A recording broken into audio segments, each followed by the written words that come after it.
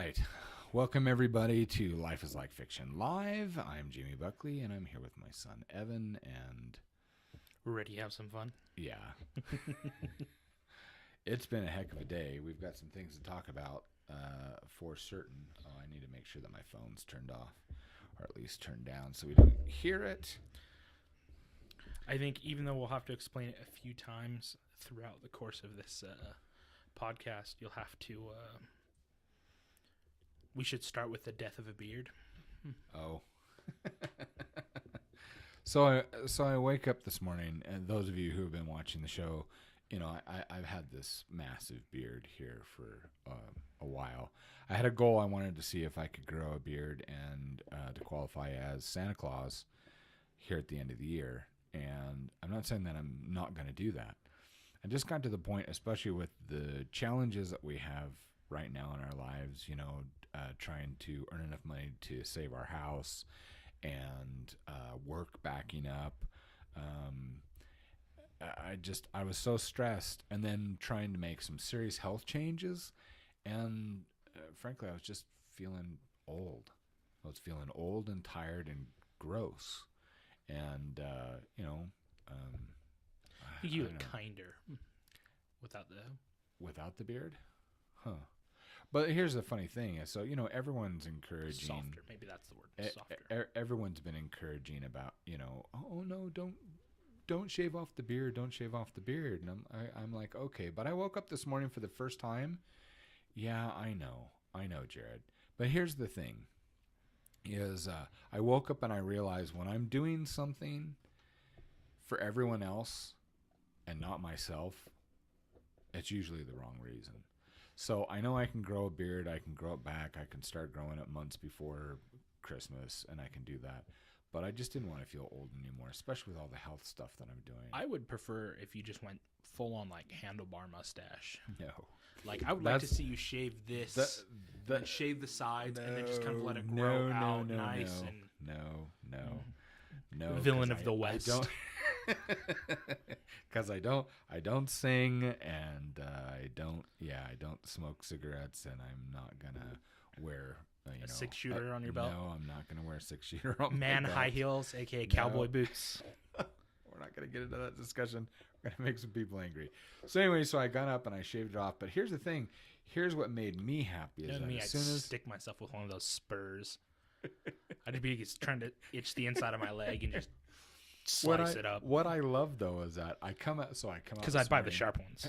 So your mom's out there reading the scriptures with the kids this morning, and they can hear, you know, the buzzer going, and they're asking, "Mom, what's Dad doing?" And she doesn't answer. She just keeps going. So I come out, and there's like this gasp, you know, and you've got Carly and Winnie. They're sitting over on the couch, and they're like, "Oh," and they kept fussing about it. And I finally looked at Carly and I says, if you were so attached to my beard, all the hair is still in the sink. You can have it. And she's like, ew. I was like, well, you know. Anyway, but the nice thing was that your mom gave me that look of, oh, yeah, I like that. And then she told me later, she says, I missed your face. She says, I missed your emotions. And frankly, I did too. As soon as I started shaving it off in parts, I didn't want to get rid of the whole mustache. You know, trim this as short as this. But anyway, I feel better. I felt happier. As soon as I shaved it off, I felt happier. So that's got to tell you something, right? Yeah. I think all right. I think one thing I found, like, because, you know, I don't grow a whole lot, but when I do, I tend to just grow this out and it continues to go. And I think concerning at least my facial hair, when I feel like I don't have control over the world, what do I have, you know, or what do you have control over? What I have control over? Yeah, I can shave my face. That's exactly right. I mean? And so it's kind of like I'm just exercising authority over my own facial hair. That's like, exactly what that was this morning. You can take away everything else, but I chose to shave my beard this morning. Thank you. I appreciate that compliment. I like the trim too. My wife really liked the trim. That was the point, and that was the treat. And so when she came up and just started doing this and going, oh, she says, I see your face again. She goes, I can see your smile and I can see your expressions. And I mean, that was really the hint when we played the Ghost Smiley game the other night. And no matter what expression I did, nobody could tell what I could do because you can't see past the beard and the mustache. So anyway. when I got married, my wife hated facial hair. She's like, I just think all men should just shave. Like, it's just facial hair is just the whole it's unattractive. It's terrible. It's whatever. Your mom was like that too when we first got married. And and I got this tuft of hair on my chin, and she's like, and they're like, "Are you gonna shave it?" People were asking me that. They're like, because everyone knows that Marilyn hates facial hair. I was like, this was here first, And I'm like, I love her, but if her love's conditional upon me having this or not, then that's already another problem. And if it's not conditional on it, then she can deal with it. And see, that's the nice thing about your mom, because she's always, whatever you want to do, sweetheart. She's always supportive. But the nice thing is that if you can get it just right, so that when you do something and your spouse looks at you and goes, okay, I like that, and you're like, oh, score. See, and so now, Jared, there's no, I didn't think that there was any disrespect. It's facial hair. It's whatever. It's gonna grow back whether I want it to or not. That's. I just wanted to do this because I felt we started exercising today, and we'll get into that in a minute. But I felt so old. I felt like Father Time, and I'm like, screw that. No. Anyway, it's exactly what you're talking about. It was the control over my. I can't control all my situations around me. That's okay. I can shave this off. Okay. See, now my wife, she doesn't like shaving at all. She's like, if you could just grow all of it and just let it grow in. In general, I'll shave the sides. Otherwise, I look Amish or something. Amish with a neck beard. And anytime I shave it, she's like, oh, I miss it already. That's too bad. And the problem is like, why? I didn't because Buckley men are handsome. I only got half his hair growing genes. The other side, like my mom's Polynesian side, they grow it on the chin. That's pretty much it. Yeah. And I only grow it on like one side of my upper lip. So I could keep it shaved, otherwise it gets funky real fast. Oh, you see the old pictures when some of the old Polynesian guys, there's just odd patches all over, and they're long too. They're like proud of their little uneven patches everywhere. I just don't have the guts, apparently. I look at myself in the mirror and I'm like, no. Have you seen the old pictures when your mom and I were young? When I had the whole, it was a thick mustache. Like, no, but it wasn't thick. Not when we first got married. It was like it looked like the handlebar without the handlebar. It was like I look like a Vegas dude that should have like the gold change. No, hey baby, it's just wrong. It's just wrong. And yet was the popular thing at the time. So oh well, Can't grow a full beard. Yeah, welcome to the club. I grow a neck beard. I've been trying so hard. The amount of time that I've stared at myself and just like willed it to grow, the hours that I've wasted of my life. And then I found, people say, okay, well, an increase of testosterone oftentimes increases the amount of facial hair, but it also makes you go bald on top. So take your pick. Where do you want the hair to grow? I like being bald. Like I used to bick my head. Like I liked like that smooth bald look. When we both did the bald thing. Yeah, and I've done it. I've done it once since then. The problem that I had with it is that I don't look soft. And I look mean. I look really mean. It was funny because when we first did that, when we both did that there at the reception, and at my daughter's reception, we all shaved our heads bald for my grandson. It was. Josh's from his first marriage, a sweet little boy, and what did he have? Leukemia. And so he had his first chemotherapy and his hair started falling out, so they shaved him bald. And his dad promised, well, if you have to have your head shaved, he says, I'll shave mine too. Well, he was such a little boy and so sweet. And he shows up and he was so depressed. And so I said, well, who came up with the idea? It wasn't me. It was Josh. Because him and his brothers were going to do it. Basically, they said, hey, since your hair has to be shaved, you can shave all of our heads. Yeah. And then anyone who wanted to participate could. So it's my sister's wedding reception, and everyone's just lining up like, all right, you can shave my head. We need to find those pictures. I think almost all the men there, and some of their sons, their little boys. Yeah. And we had a massive landscape picture at the end of the reception before everyone went home of everyone that shaved their heads. Like 60-something people. Yeah, with his. And he got to shave a good portion of them. Yeah, he shaved my head, shaved Grandpa's head. So anyway, but I thought that was funny when we were done and I walked over to your mom. They're all in the pavilion. See all the ladies in the pretty dresses and everything. They're all over in the pavilion. I come around the corner because we're doing it outside in the dirt, off the grass and in the dirt. And I come around the corner and Kathy Lynn looks at me and she goes, oh. And I went, what? And she goes, oh, I knew this was going to happen. I said, what? She goes, you look good bald. See, I wouldn't say I look good. I just have a round head, so like it's not oddly shaped. You have a it's perfect it's skull. not pointed. Seriously, any of that. So you have a football helmet without the gear on it. Something like that. The problem is like I don't consider myself a hard person. Like I'm not that macho tough that like need to look steely or I'm soft. I mean I'm soft. But mine only goes in so far because I got all the muscle under there. I earned that. As I get a little bit older, I realize that I value that soft look, more than I don't want to look tough. I don't want to look mean. I want to look soft because I feel like I am soft. Does that make sense?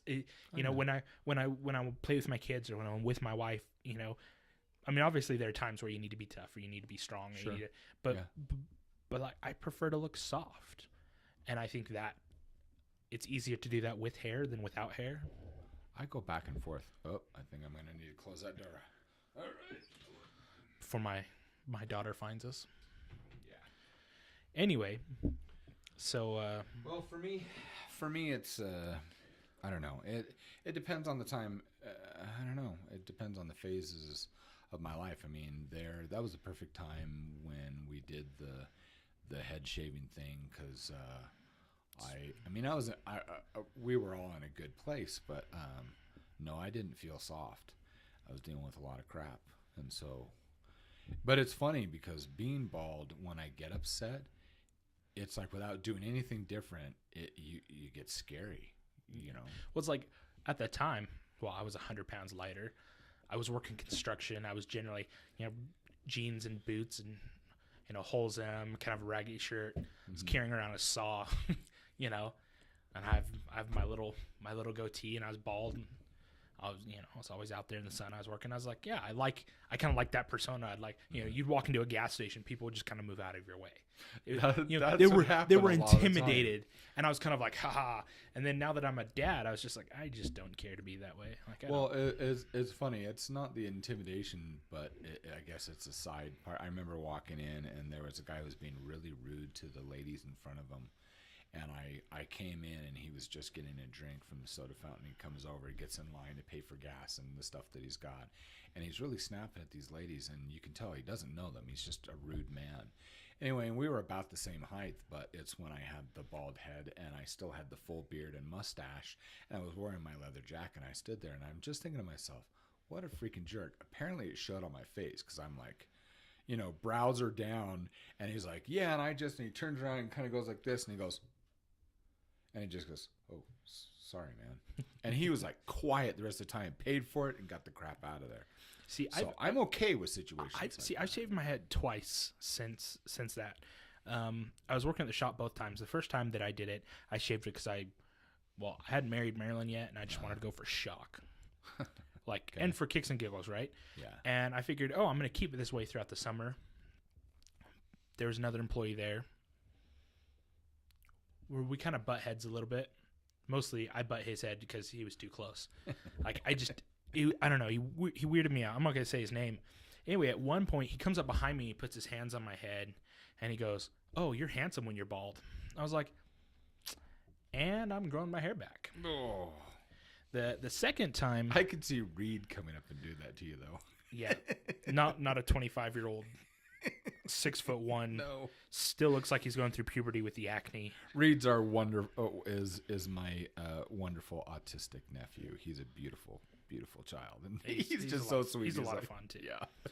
Anyway, the second time, is so I worked in the finish department. You know, we were working with a lot of chemicals and other stuff like that, and we had to get fitted for masks, and the full masks with the shield on the front and everything. In order to get fitted, you can't have facial hair, things like that. And so I already had to shave off my facial hair, which, you know, I hadn't done in years. Mm-hmm. And like clean, you had to have it clean shaven. So I had to do that, and I figured, well, I'll shave my head too. Why not? You know, Okay. so I walk in the day of testing with no hair from the neck up, and everyone's like, "That's weird. You're weird." You know, That's the a only little person, extreme. the only person that comes up, because there's only like one other bald guy in the whole shop. His name was Casey. He comes over, looks at me, and he's just like thumbs up. There you go. You know, we're buddies now, or something like that. And he's a great guy. He's a hoot. He's a hoot and a half. But and then I decided to keep it as a mohawk for a little while until I realized I was balding. So my mohawk was thin right here and then thick back here, and I was like, "This is a bad idea." All right, let's grow my hair back while I still have it. Because once it starts to recede too much, then it's time to go bald. It's time to. Okay, so I before we go into the segue of the other things on the show today, I really want to, just because I was interested before we started, this whole thing with the Amazon reviews. I'm sorry, I want to talk about it because I think it's real, it's silly, stupid, and kind of screwed up, and I think it's funny. It's like the reviews that, it's just useless reviews. Like, I mean, there's a place for funny reviews, yeah, and there's a place for just and then they're just useless reviews. You know, it's like looking. I was talking about before we started. You know, looking on these cigars, and someone gives it a 5-star, and they say, "I haven't received the package yet, but I anticipate it'll be good." 5 stars, and you're like, "Well, thanks for nothing." Or things like, you know, they get it. My box had a dent in it from shipping, 1 star. You're like, what about the product? Or they ask a question like, will this fit in, you know, it's some sort of kitchen appliance. They're like, will this fit in a cabinet this size? And someone says, I don't know. I bought it for someone else. Thanks for nothing. Like, oh my goodness. Like the time it took for me to read that is part of my life I'm never getting back. You know, and then you have funny reviews on certain items. I mean, it's just for only $39,000, you too can own these affordable Niagara Waterfall diamond glass speakers. And the reviews are, it fits perfectly on my sidewalk. The speaker fits perfectly on my sidewalk because I sold my house to buy it. Or whoa, baby, I bought these to put in our newborn's nursery. We've been playing classical music because it's supposed to stimulate brain functionality. It seems to work stupendously. The child is only 8 weeks old and has already told me I'm a moron for buying them. You know, like it's things like that you've got some funny ones. I mean, the ones that were really big for a long time were the Haribo,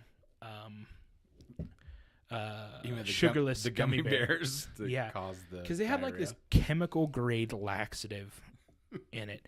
And the thing was, it was funny for the first while. Then people just kind of started giving reviews. But it was the verified buyers that just made you laugh. And As some of them were telling you what they're going to do with them or what they've done. Well, and the thing is like I went to order some, and the price just went up. Obviously, the price goes up once it's in demand. It becomes popular. So the regular like 5-pound bag, which was normally like $13, was $215.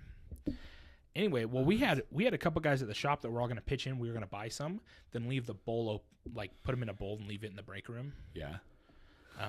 You know, but the waiting list was like 3 months at that point. We're like, we don't have the attention span to play a prank that we can't see results super quick.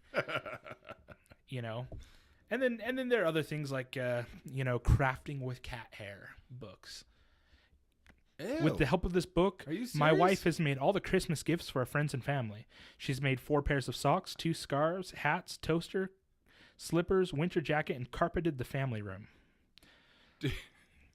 Do they? I was going to say 5 stars. Do they hate the people? Or 5 stars. I purchased this book because I was tired of people sitting too near me on public transport.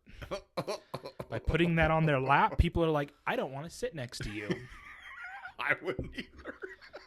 You know, that's kind of gross. Oh my goodness. You know, so, and I don't know, there's lots of stuff. I look at some of the reviews on Amazon. It reminds me of Brian Regan. You know, kind of like children's book. You know, I've been thinking a lot about children's book. You know, with some of the stuff you've illustrated, and I reminded Brian Regan's joke. He was talking about wanting easier jobs. He goes, well, I was at the store the other day and I grabbed a children's book. It says The Mouse and the Clock. He opens it up. The mouse, next page. The clock, next page. Nothing, next page. The clock goes ding dong, flips it, the end, flips it over, $15.99. He's like, I want that job. Oh, that's pretty much my job. You know. Anyway, so I look at that, and the reviews for that book are sitting there like, don't buy this book. The whole story is on the front cover. A mouse, a clock. The end. So I think, you know, with all the stuff that we've got on Amazon, the way that I wonder why it's so hard to get people to give decent reviews or to give reviews at all, actually. Because they seem to be in two very separate camps. They're either pro everything or they just want to. I mean, it's like when I would get reviews for my books. You'd have people, I had a lot of respect, even when I got bad reviews, when people said why. They told me why. But I always get irritated when there's just like 2 stars sitting there and nothing. 2 stars and a name. Right. Okay. I want to make things better. I want to make the next book and everything better. Well, it's kind of like, if you don't like it, well, at least tell us why so we know what. Or the more common thing is 2 stars and I didn't like it. And what's funny is because they're surrounded by 4 and 5 stars going, this is awesome. This is this, you know. And I'm like, okay, can't win them all. Yeah. So there's lots of stuff. So Mr. says some reviews that are always problematic are ones about, is it nature products? I'm assuming that you're saying nature, Mr. I brought some amber earrings for my mother. The ones I got were either smaller than the intended, or the picture was wrong. Also, those amber stones look like someone had shaved down some medical gel capsules. It's kind of like profile pictures. Oh, what it is they doll up everything for this profile picture so much that when you see them in face to face in person, you're like, who are you? You know, and some people do that with their products. They're like, this is, you know, this is what it is, and it comes back, and you're like, I don't understand what happened. You know, it's kind of like I don't know. You look at reviews for people who bought, like, all these girls who bought like dresses, and it's some model wearing this dress, and it shows up, and it's like a garbage bag with holes for the sleeves. And you're looking at the picture, and you're like, I guess with the appropriate amount of Photoshop, it could look like that. But now that you just paid $150 for a garbage bag, and not even a useful one at that, like it's got holes in it. You know the funniest, and they took it down. I wish they hadn't taken it down. I wonder if they got in trouble. The funniest reviews, and also the grossest that I've ever seen, was the Dr. Natura, and you know we got told about that by your Uncle Lee, which was so funny. And then I've used the product so many times that I learned that all these reviews that are on there are so frighteningly accurate. But this is it's a cleanse, it's a colon cleanser. And for the longest time, it's like the most effective, and it's the softest stuff to take. It tastes good. It works beautifully. And it's the most horrific website or review site, not the website. The website's nice, but the review section is because it's to clean out your intestines. So the garbage that's coming out of your bowels, and people aren't just reviewing.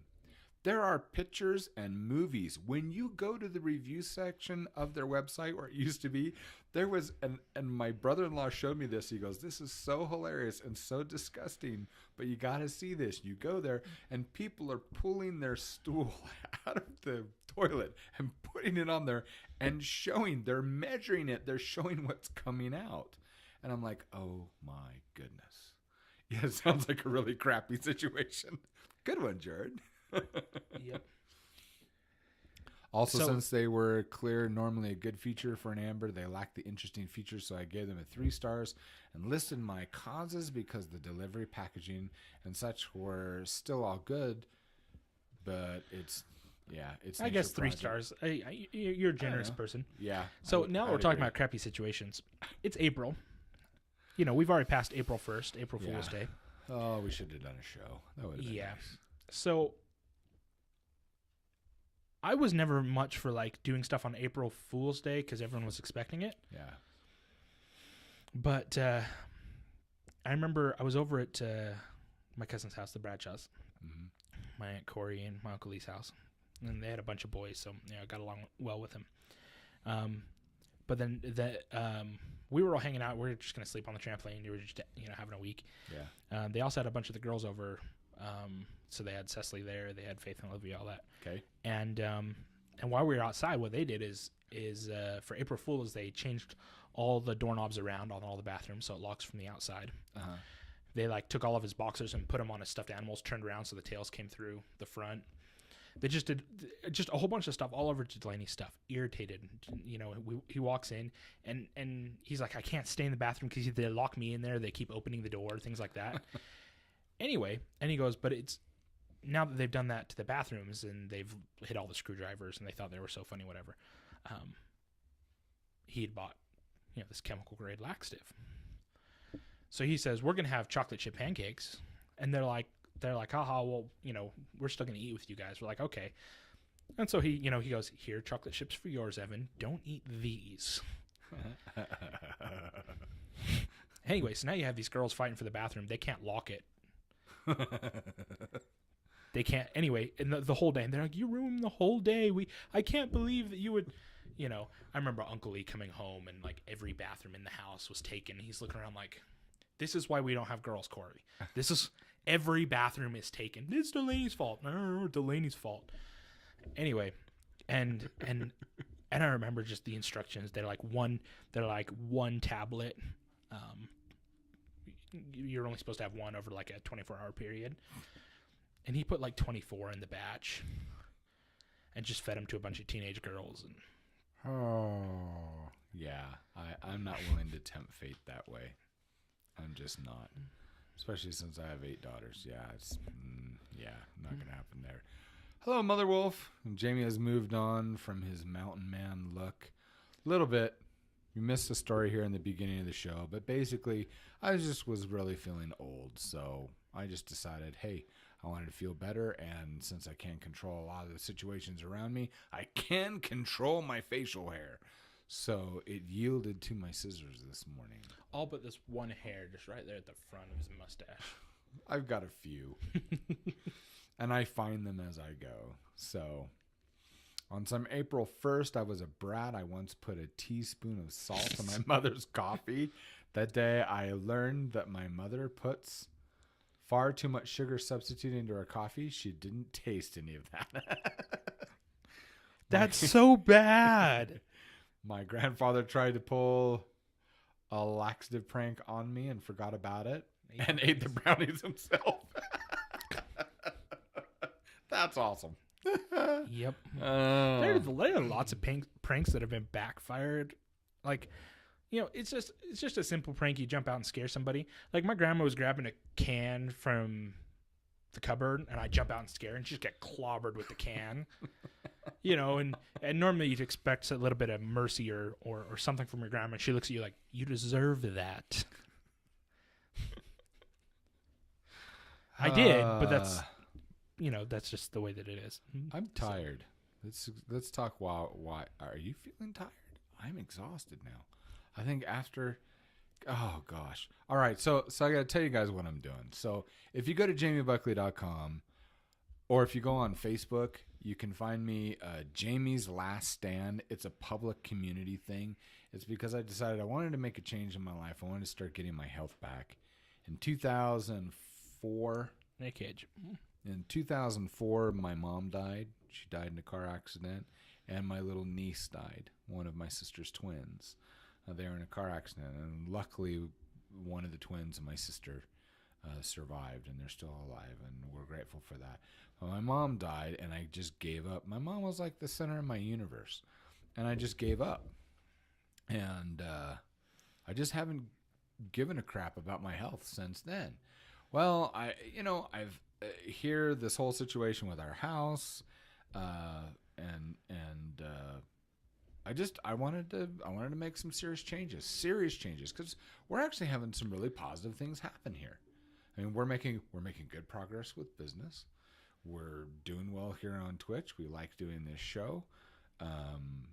Anyway, and so I wanted to make some health changes. So I have a friend that sent me a bunch of weight loss and health stuff as a gift because she loves me, and I was grateful for that.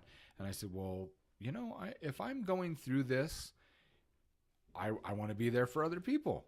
So I decided that's exactly what I'm going to do. So I got on Facebook, and I'm thinking, stupid move. But I'm already in it now. And I made an open challenge in a forum with other people that were doing this big challenge. And of course, I want to outdo everybody else. And so I made my own community, and I'm blogging every single day, called Jaime's Last Stand. And today was the very first day that we went and did some serious exercise. But it wasn't a mild walk. Evan and I decided to do something crazy. And in actuality, even though I'm doing daily updates, we did 5 updates today, all video. And in fact, let me find it real quick, and I'll actually put it in the stream. I'll explain. We have so we're sitting right next to so on our east side we've got the Rockies, just this massive mountain range that goes. And on the and then here on the west side, we've just got a bunch of hills. Yeah. And we say hills for places that don't live around mountains. Like most people call those mountains, but they're just big hills. Yeah. When you're fat, they're huge. Anyway, we live next to Everest. That's how I would look at it, but whatever. Okay. Anyway, and there are plenty of trails. Generally people, they ride their dirt bikes, their 4-wheelers, go shooting up in the hills, things like that. Horses, the whole bit. Yeah. And so we decide, all right, well, let's just walk to the top of this steep hill and back down. Turns out it's about maybe half a mile. Half a mile uphill in dirt and rocky terrain. Some of them, it's not too bad. Some of them, it's just the little turns. It's little turns where it's the boulders. Twist your ankles. I was gonna say my big problem isn't that. Mine is just the steadily like you're walking, and the left side of your body, the ground you're walking on, is like 1 inch higher. Yeah. Gosh. Hips. And so it's a little bit off. Anyway, and so we just decided to go walk up that thing because, well, we're fat and we need to, and it's good for us. So here's today's post. There's the link.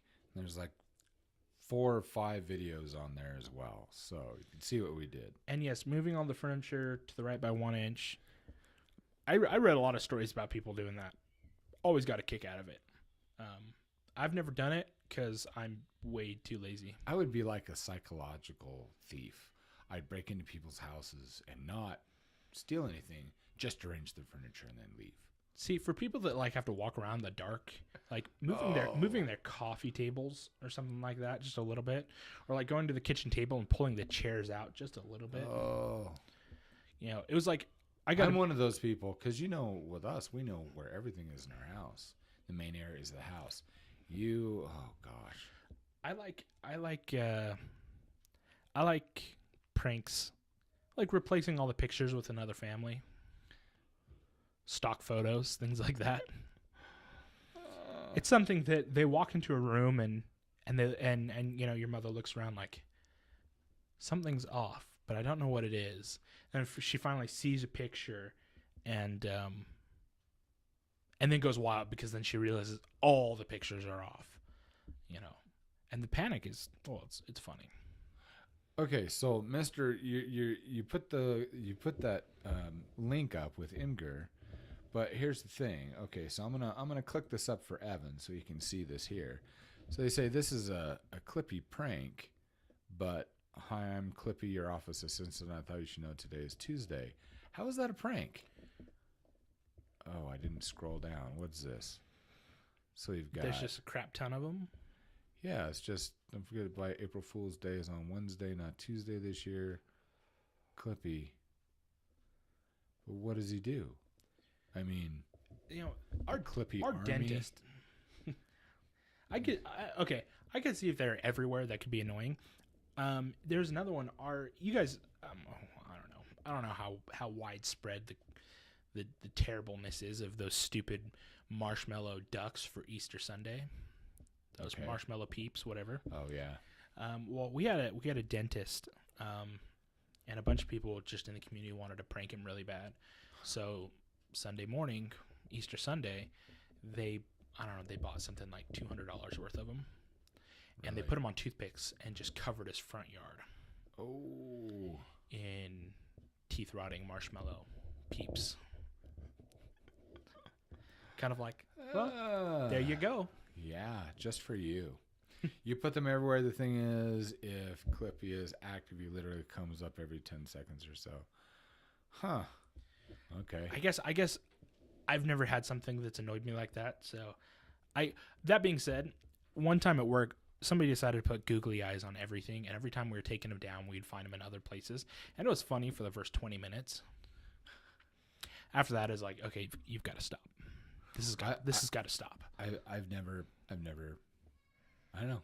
The pranks, I've just never had that. So, okay, whatever. So, I don't know. My pranks are more like put a cardboard cutout in the shower and then pull the shower curtain back just enough. Someone comes in and they can see the silhouette of a person. They flip on a light and there's a person there. I have an idea for a prank. So, I have an idea. We can say this live. You know why? Your mom and your sisters never watch this. My wife does. That's why I have to be careful about what I say. Marilyn is. Marilyn, if you're watching this, you may not divulge this idea. She will. Okay, so here's my plan. We need to find a really high-res picture of a weeping angel, and let's make a poster over there at Costco, and let's plaster it on some windows. Yep. We'll do it in the middle of the night outside. I'll just put a glow stick behind it. Just tape a glow stick to it. The glow stick and two little pokes for the eye holes. That's exactly what you do. It's kind of like taking toilet paper rolls and cutting eyes out and putting a glow stick in and then like putting it in the bushes somewhere. So this pair of glowing red eyes looking at you. I think that'd be good. Oh.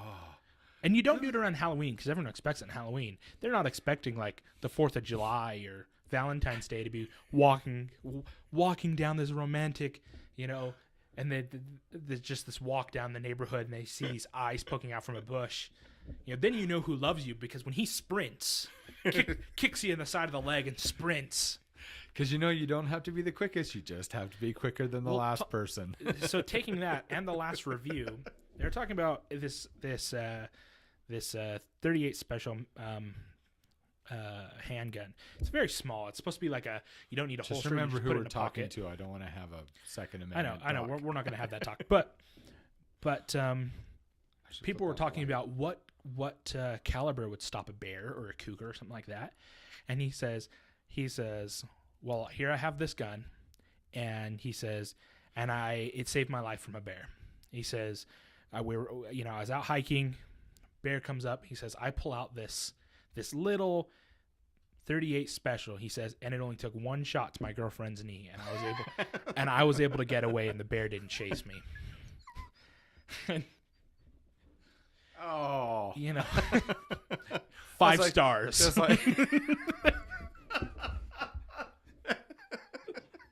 This is like the roundabout stand-up comedian thing. Work the joke, punchline. Yeah. Red glow sticks, green. I don't know. Yellow eyes scare me more than red eyes do. Because red eyes for me seems a little bit overdone. Yellow seems evil to me. I don't know. Yellow is like the dragon and the little imps and the talking Tinas of the world. Have you ever seen that? Yeah. Because you shoved me when I was like 12. That's a bit old to do that. I should have scared you younger. My father, everyone. 3 stars. Twilight Zone. That's not something that I've introduced to the rest of your siblings. Twilight Zone. It can be terrifying. Twilight Zone's fun. It's it's intelligent television. It just. Well, I think some of it's like it loses some of its intensity. It loses some of its intensity. I think the longer time passes because it was kind of the times. Okay. Does that make sense? Yeah. You know, it's kind of set in a certain time frame, and the longer we get away from that time frame, the kind of more silly it becomes, the less scary. Some of it. Yeah. Well, they did the modern Twilight Zone movie, which was pretty intense. So. Yeah. Anyway, but Twilight Zone, as far as scary movies go, I don't like scary movies. Yeah. I've seen like 3 scary movies my whole life. Like, I don't know. I'm not. I used to live with those. And part of the problem is because for me, there's this line between scary and stupid, and it seems like people can't stay on the scary side of the line. Like when I was living in this apartment with a couple of my buddies, and they'd be like, "Hey, we just got this scary movie. We're gonna grab some drinks. We're gonna watch it," you know, and we'd start watching it, and you know, they're like, "Oh man, this is pretty scary." I was like, I'm falling asleep. Like, this is retarded. You know, it's just so stupid. So I have a hard time. But part of it is because I overanalyze a lot of movies. Like, I'm kind of the terrible person to go see movies with because, like, I don't know. If you're trying to be scary and you mess up, it's worse than if it was, you know, another genre that messes up, you know. Because if your point is to be scary, but it you know, you kind of miss it's kind of an epic fail. It's kind of like you can give leeway to a humorous thing if it doesn't make sense because the point is to be funny. Right. But if the point is to be cool or the point is to be scary and you mess up on something like that, then you just look like an idiot. Exactly. And so I have a hard time with a lot of scary movies. Because of that, and granted, I'll tell you what, I think if you've only scary seen movies come and go because the vast majority of them are like, you know, Screaming Lake 1 through 8. Oh yeah, you know. Well, yeah. You want a scary movie? Show me another Littlefoot movie. Land Before Time. I will just die screaming. Yeah. Oh, see, see, there. Okay, so a few things. So Cage is saying Blue does very well for some reason. The glow sticks for eyes, and you know why they do well? I agree with you. You know why? Because it's like possession. It's like being possessed. That's what it is. The blue, glowing blue. It's freaky. Okay. So I agree with you, Cage. All right. Reminds me about something that happened to one of my grandmas. We had a black cat with green eyes. At Christmas time, he liked to hide in the back of the Christmas crib. She didn't know that and looked into the crib when the lights were out, so she saw green glowing eyes hovering over the crib. Oh, crap. So she shot the cat, right? It's just boom, hole in the wall. Well, and like what Cage is saying, my grandpa once went to The Exorcist. See, that's one movie. When I was young, before my mom died, actually a couple of years before, she made me promise, because I've seen so many and things affect me when just my artist brain, the things that I do, overactive imagination, incredibly. And I'll openly, it's incredibly that way. She made me promise her that I would never see that particular movie because she says it would alter me forever. And here's the frightening thing: they did the remake of that movie, and your mother and I went to a movie, and it was the trailer was at the beginning of the movie, and they had not even shown me. I didn't even know what movie it was. The music just started, and my whole spirit shrunk up to the size of a pea, and I literally was just thumbs in ears and closing my eyes. I swear I was in the theater with you when you called out the name of it before it happened, and it was like this nasty horror movie. Well, there's a few of them. Like there's another one too. Well, Exorcist was one. What's that one about the lions? Amity horror, Amityville horror. That's another one. I'm trying to remember. There was one about it had like 2 lions. Oh no, a town. That's with the 2 hunters. the in Africa where they were killing, and that was a real story where they actually were killing for sport, for fun. Yeah, someone said that was a pretty scary one. I hadn't actually seen it. So here's the was very uncomfortable. Wasn't say so. Here's the thing about horror movies. If it's something that's actually scary, like I have a tendency to hold on to things. So you got to remember, there's a difference between a scary movie and a horror movie. A horror movie is literally to terrify you. It's the adrenaline, whatever. So it's things like I hold on to things a little bit more than I should. So like when something scares me, like it takes me a long time to recover. Yeah, me too. And so generally speaking, I just avoid it. I don't even generally see action movies or things like that. I like comedies. Like I like to laugh. I like to be lighthearted, and just kind of enjoy. There are only a few situations like where it's like I'm having a bad day. I just want to watch bad guys get shot, and I find that I prefer comedy even those places. Because I don't like where I get. I don't want to go. If I'm already feeling bad, I don't want to go deeper down to that area. I totally agree. And then I kind of developed this like I don't want to watch people get shot most of the time anyway. Like I look at it and I go, I'm okay with somebody being shot. I just need to know they deserve it. And if they don't deserve it, like I have a hard time watching the movie. That's where we get back into your content versus context. Yeah. And that's where we totally agree. But I will say this, Cage. And good for you guys. But here on a quick side note, I'm not going to elaborate on it.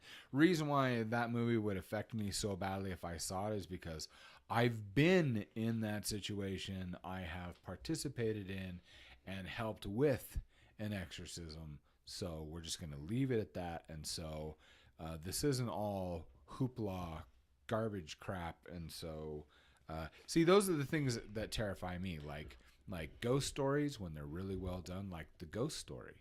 I think it's called The Ghost Story. Maybe it's just Ghost Story.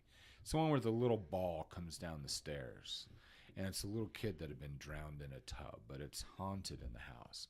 That thing terrifies the crap out of me. Vampire movies are like, nah, because it's things that touch on realism. There are horror movies that I watched. Like I used to watch a lot of werewolf movies. I'm sorry, Jared. That's a crappy time for a typo. Happy thoughts. Cut puppies. Cute puppies. Like happy thoughts. Well, happy Jared and I were talking about frying up chihuahuas on Monday. Yeah, but that's just decency to the human race. Just like that's something different. And yeah, mister, that's terrible. So here's the thing. Like I don't like horror things. Yeah, that is. I totally agree. Best typo ever. It's just happy thoughts, cut puppies, cute puppies. It's just yeah. I'm guessing you're Asian. The dog goes missing. You're Asian. Your neighbor's having a barbecue. Just like you're like, is that the collar? Just pick it out of your teeth. Don't worry about it. Here lies Spot. They don't have a. That was great. You should be a little bit worried when you show up to their yard, and rather than this area where they buried their pet, there's this little tree with just a bunch of collars on it. Just like, there's okay. Now we're just anyway. Okay. And Spinrit, I haven't seen Salem's Lot. See witch stuff. I know people who are witches. I know people who are so it's stuff, it's real life stuff that's just barely crossing the line and then terrifying. I'll give you one that horrified me is the what's that couple that ended up out in the sea? I don't know. Oh my goodness! Anything out in the ocean where you're not, Jaws changed my world, but that's that's fake or whatever. But real, oh gosh. See, you didn't say. See, I just can't take anything that has like little kids, and I don't like zombies. Oh, absolutely! Like I can handle an adult, but like out. Little kids, because the thing is like. I don't know if it's because, like I said earlier, we're going to have to watch a movie where a lot of bad people get shot for me to feel better tonight. Well, yeah. We're gonna, and I bought the movie. We'll go upstairs and we'll watch the Denzel Washington one that we were talking about. Number 2 is coming out. because I have the first one. What is it called? Where he helps people. I don't know, What it is starts it with called? an E. Help us, guys. Anyway, What is it? So I can't handle things with little kids, and partially because it's like, you know, I don't know, but I can't speak for anyone else. But there's this thing about little kids that like if a little kid is in distress or needs help or something like that, like I feel an obligation to be there for him. Like regardless of whose kid it is, it's this little innocent individual, this innocent soul. Yes. And I think that I have a responsibility as an adult to protect the innocence of a child. And so having something where it's like affecting kids, or the kids are what's the horror behind it, like that hits me in a completely different spot, and I just don't recover from it very well. It takes me a long time to get over it. Yeah. And I can't handle it. Well, it's like, okay, so your sister's watched, and just, no, it's not Titanic. No, it's not Titanic. It's not 8 Lives. No, it's the Equalizer. Isn't it the Equalizer? Is that the one? Yeah, but that's not the horror one he's talking about. That's the Denzel Washington. Yeah, Denzel Washington. Sorry. Why? What was the question? How did we get to the 8 Lives? You're talking about the couple out at sea. Oh, I don't. I absolutely don't remember. See, but for me, like 2 of the movies, it was made by that. The Indian gentleman, Shyamalan, yeah, M. Night Shyamalan or whatever. Yeah, I don't want to insult him. He was dead the whole time. Well, that's the thing, The Sixth Sense. So your sisters watched The Sixth Sense. Like, I had a problem with that. I've never seen it, so I don't. Okay, so the things that I've seen in my life, yeah. So like ghost movies, that bothers me. Those types of things, that bothers me. But the part of that movie that got me was when he gets locked in the dark with spirits and he's crying and freaking out. I mean, I literally wanted to jump through that screen and rip that damn door off the wall and save that kid. So it's one of those types of instances. Yeah, like I can't listen to a kid scream or a kid cry. No, like I can't either. It's like, what is causing that? Because I'm going to smash it. Well, I was going to say, because at that point, I'm no longer scared for myself. Oh, yeah. But fear goes right out the window. I feel this if I don't intervene, and the inability to intervene breaks me down. Like, you want to see me sitting on the floor, just bawling, just holding into myself. Like, it's a movie where like I can't, because I'm not scared for myself anymore, but like you have to intervene. You have to help the child. You have to, exactly. And not being able to, you just can't handle that. I can't emotionally, it breaks me. I'm, and it's oh my heck, I didn't notice that, Spin Brett. Ever notice horror movies revolve around little girls? They do. Exorcist, Conjuring, Poltergeist, and Grudge. I think it's because what they want to do is, because when you think of a little girl, there's innocence. The innocence, and they want to ruin that. Yeah, and I can't. So maybe we should talk to Hollywood now. Hey, bastards, quit doing this. If you want to talk about like a possessed college student, I'd be like, we'll get some popcorn. Let's do a. Oh yeah. Anyway, and then you have like a different genre of horror where it's like this what would you call it? Not supernatural. Vampires and werewolves and things like that, and like Underworld. I like those. Well, the thing is like, I've rarely seen one. Like, ha ha. Yeah, I was gonna say I've never seen one that's scared, because they don't scare me. That doesn't scare me. That doesn't. The thing that gets people scare me. Yeah, I think more than anything else. I think there was one horror movie I remember watching. I remember just being talked into it, and they're like, "We're just gonna watch this." Please don't tell me it's the guy When a Stranger Calls. No, it was. I don't even remember what it was, but it was like this girl and like her father. How did we get onto this subject? I don't know, but we're going. I want to leave. And I remember that what it was is, it was like this teenage girl. She was like 16, something like that. And she was moving into a house. Her mom lived in another state. She lived with her dad and his uncle, and his brother, her uncle. So, and anyway, they moved in this house, and then all of a sudden it's supposed to be haunted, and all these things. And at one point her uncle's supposed to go for help, and then she finds him like bleeding there with stab wounds. The talking about hauntings. That restaurant over by America First Credit Union in Santa Quinn. You know, Yeah, it's supposed to be the haunted. Yeah, it's like famous in the country. And so they were going to do a background. They were going to do a little TV show, a reality TV show. And they actually asked Craig to be part of that show.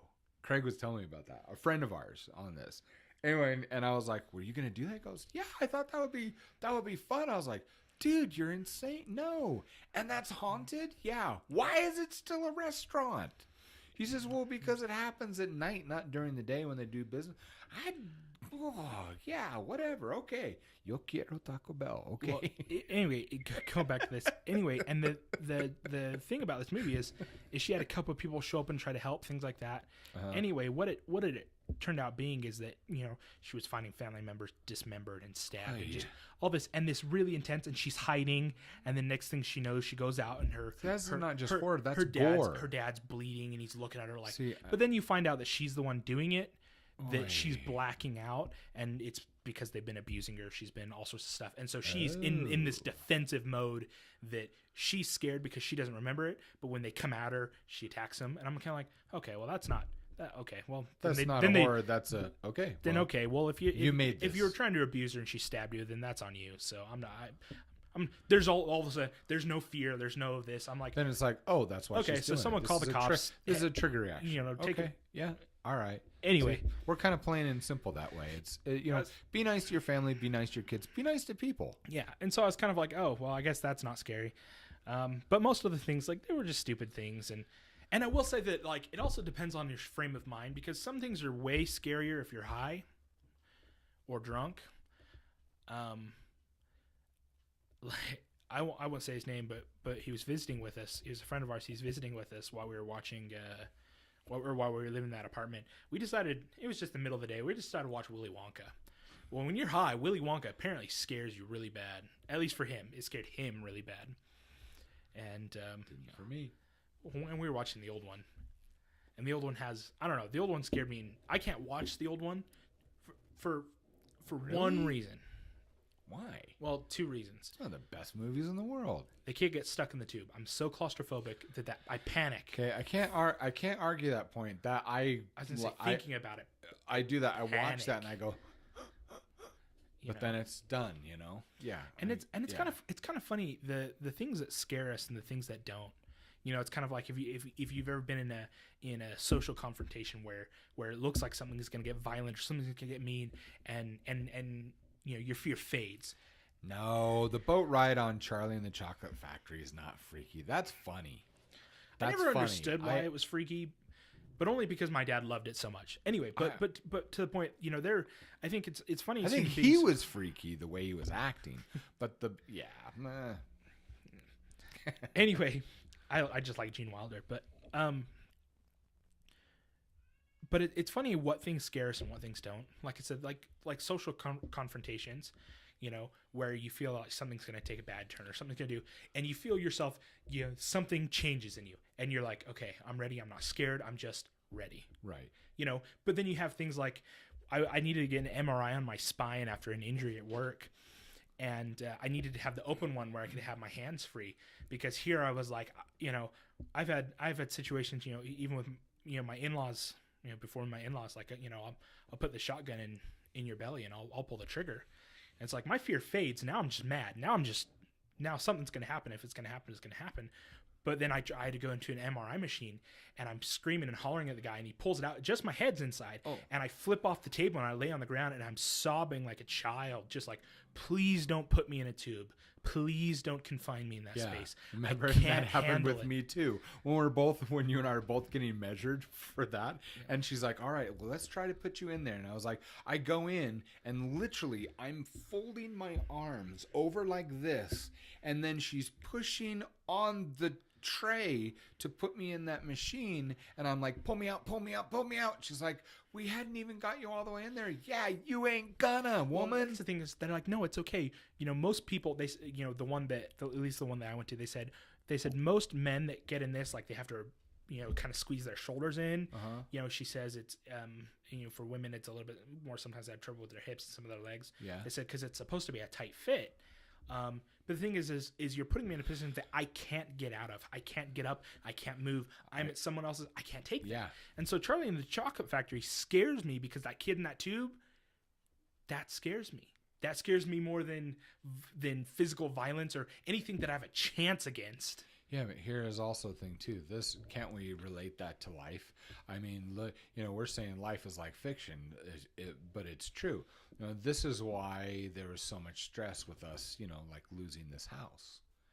Why we're fighting so hard and asking people to support us, because this is one of those situations that no matter how hard we swing or no matter how hard we, try to earn or find a loan or whatever, this is a situation we're not in control of, and that's what causes the anxiety.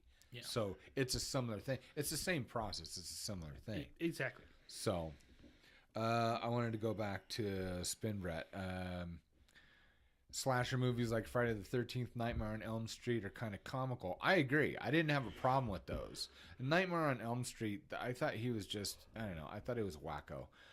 It's the movies where the house is haunted are the ones that freak you out. Okay, I agree there, but I'll tell you what, the two first horror movies that I ever saw in my life were When a Stranger Calls, which terrifies me even today thinking about it, and the other one was Halloween. And Halloween, if you think about it, it's not like Friday the 13th. You take that kind of, because that's gore. That's horror and screaming, but it's gore. Whereas you've got Halloween is, in my opinion, like a high-end, it's terrifying. Have you ever seen that one? Okay, it was that one movie, and this is why Nana had that talk with me. That one movie, Halloween, altered my perception of life from that point forward. Because I'm a guy that has dealt with extreme violence my whole life until I got married. So up until I was 21 years old. And some pretty freaky, just bat crap crazy stuff. And so seeing something like that, man, it's just a trigger. So I see that mask, or I think the name Michael, and I just, oh my goodness. So yeah, that completely, yeah. But haunted houses, because I do believe in spirits and all that, and so yeah, it's I stay away from stuff like that. It's that, and I'm also freaked out by zombies. My kids laugh at me about that. That's fine. I hate zombies, and I haven't watched any zombie shows. I haven't watched any new zombie stuff. Why? Because I got a problem with the little slow suckers. Now you want to show me a movie where they can run? Hell no! I'm not watching that.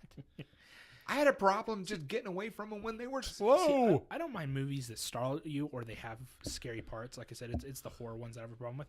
Take I Am Legend. I Am Legend isn't a scary or isn't a horror movie, but it has some parts that make you jump. Oh, yeah. And other than that, and the other thing too is like there has to be hope for me to watch it. I can't believe we're having conversations about horror movies. Well, you started with the Twilight Zone.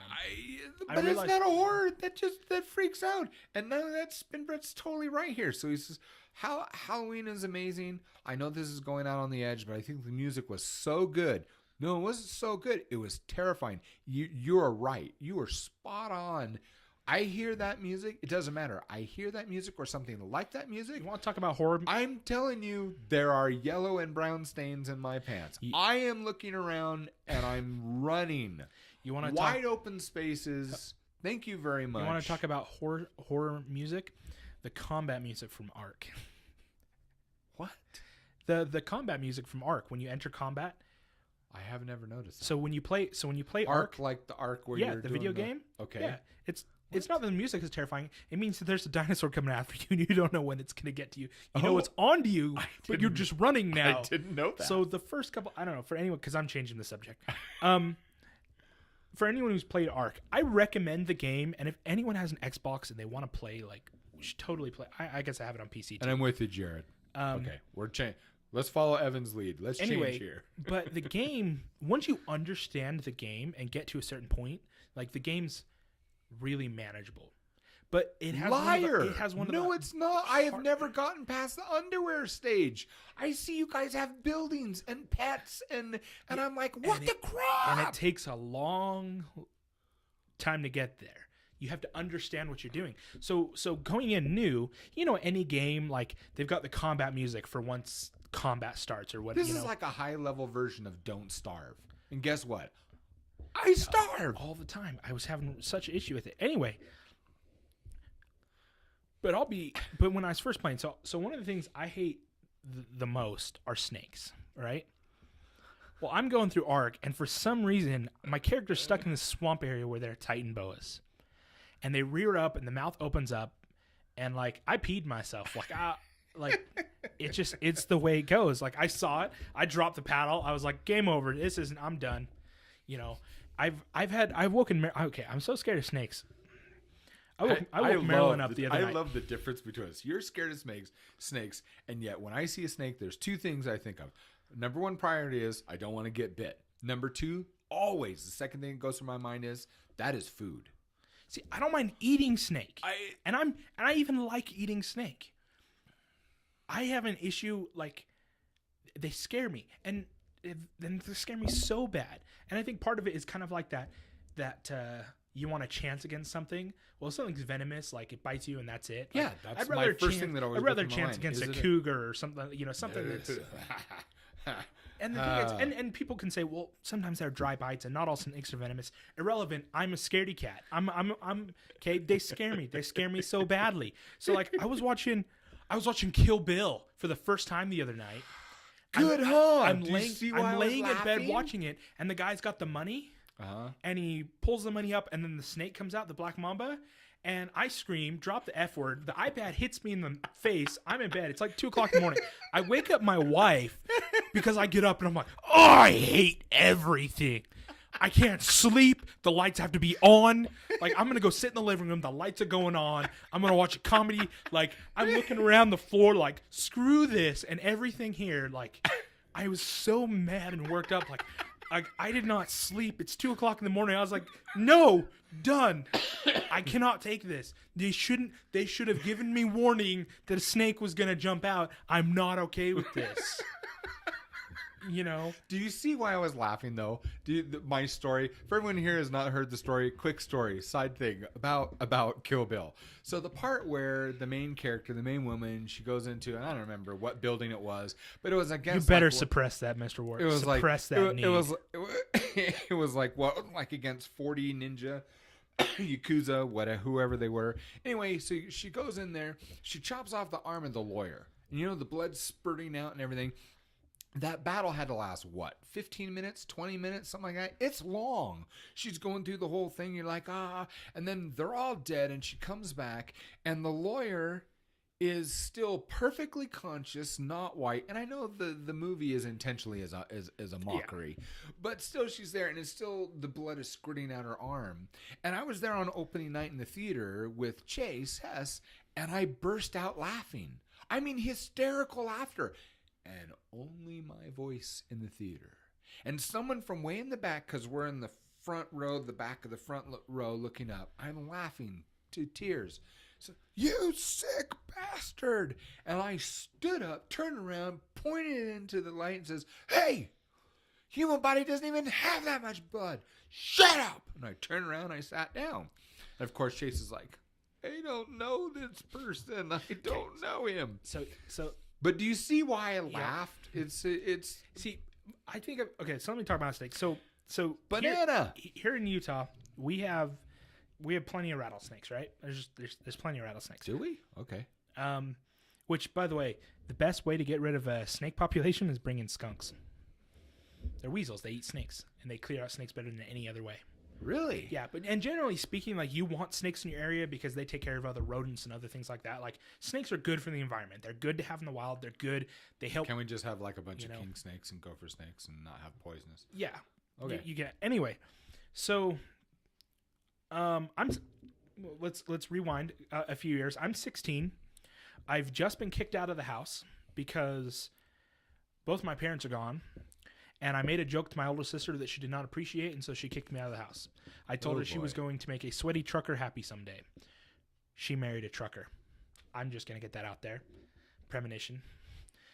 Anyway, so I think I'm going to walk to my buddy's house. But Josh, he's not calling you a sweaty trucker because we love Josh.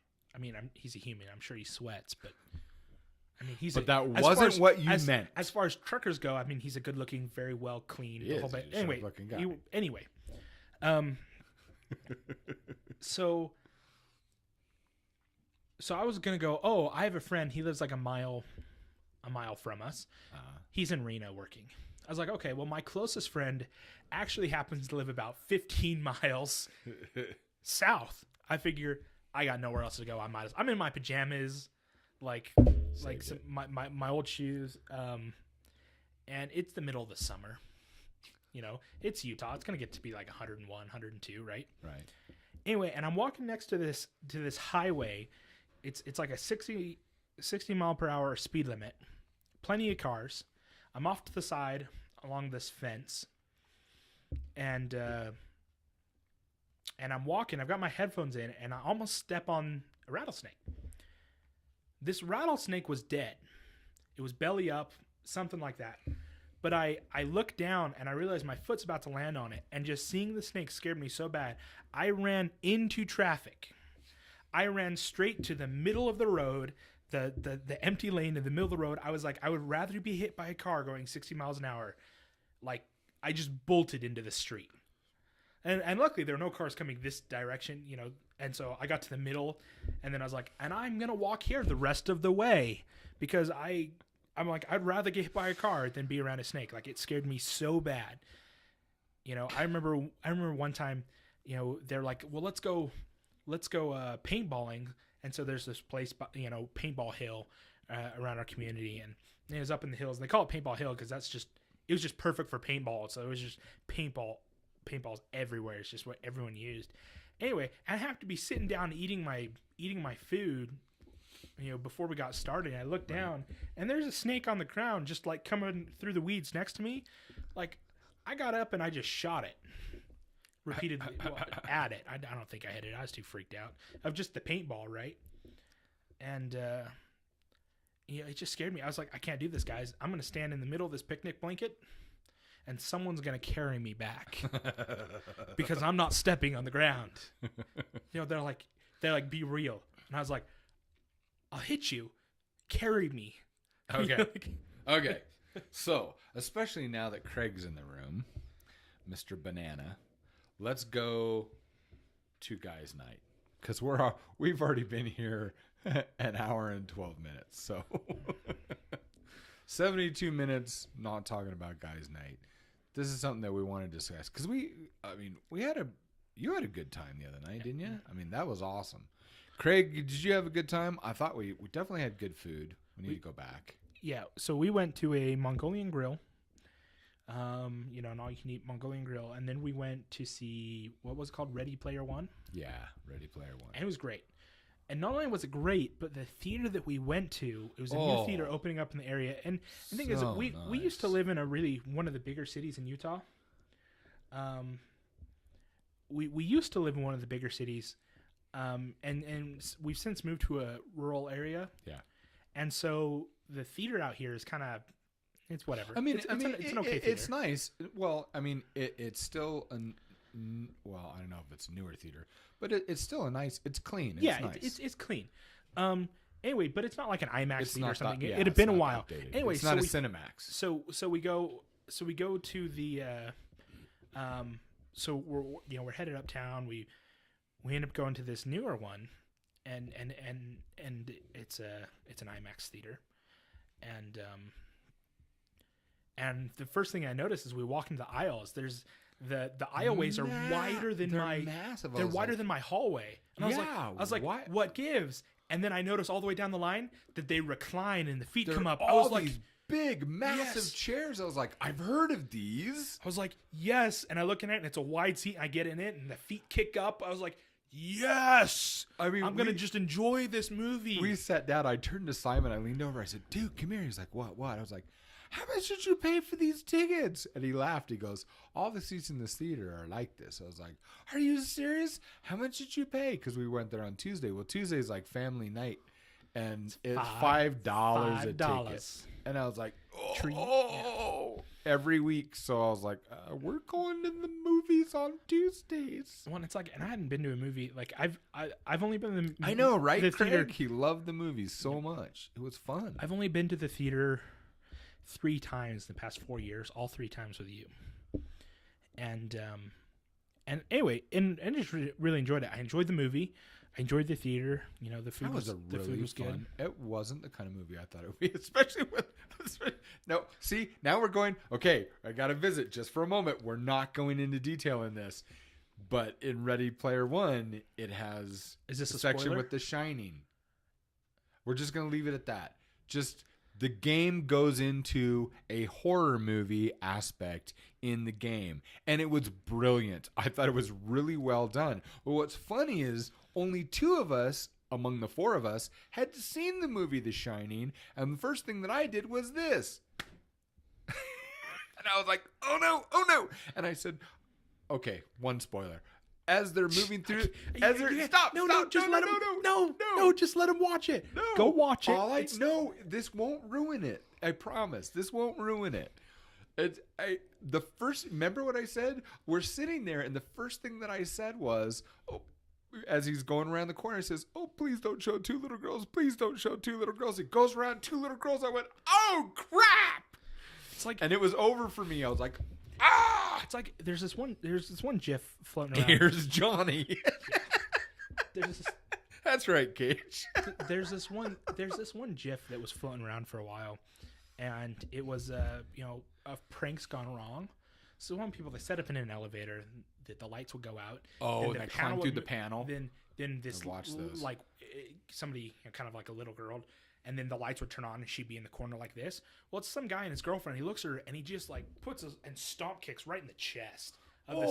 And then like the door opens, he ushers the girl out and it goes after her. It's like, and we see the proper reaction. There's a comedian. He talked about. What about the guy that doesn't have legs and stuff? And he got stomped out pretty good too. So there's an Iraq veteran, and he has one arm. He's got a little bit left of this, and he's missing both of his legs. So he likes to dress up like he's a zombie. And then in grocery stores and stuff. And that sucker can move. Yeah, and he's climbing real good. Oh, that's horrible. So I still like the ones like the scarecrows and the stuff like for Halloween, and they go up and they go boo and then they just get knocked out cold. Well, it's kind of like people talk about realistic. It's like We're back on it again. The chainsaw. The chainsaw massacre, but it's supposed to occur in Texas. But my friend told me, but that happened. We went in Salt Lake City before I met your mom, right before I met your mom. Let me finish. I'm just saying, and I gotta give credit because as a comedian, this isn't my original content or anything. And he's talking to, he goes, the Chainsaw Massacre couldn't have happened at a carnival in Texas. Some guy would pull out a chainsaw and people would be like, I've been waiting for this day. And he says, now if you go to Portland, he says, he would be going around for days and people would be like, he's entitled to his opinion. Anyway. Oh my goodness. So going back to guys' night. Wait. No. So the whole thing with the chainsaw thing. So I'm here with Tony Allgood, my best friend where I was living before I met your mom, before I got in the car accident. I ended up back with pumping on his house.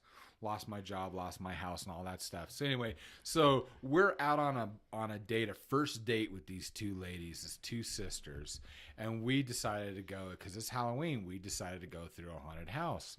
Well, we get in there, and for some reason, I don't know why, we decided to ditch the girls and let them scream it out for a little while. So we were that's what you do. We were both very athletic, skinny guys. We literally jumped up over a wall and just went into the middle. And you got to understand, it was that one where they have people from the mental institution running this stuff, participating in there. Anyway, so we jumped down into this corridor. Well, we hear the like that. Tony Allgood, I wish I had a picture I could show you.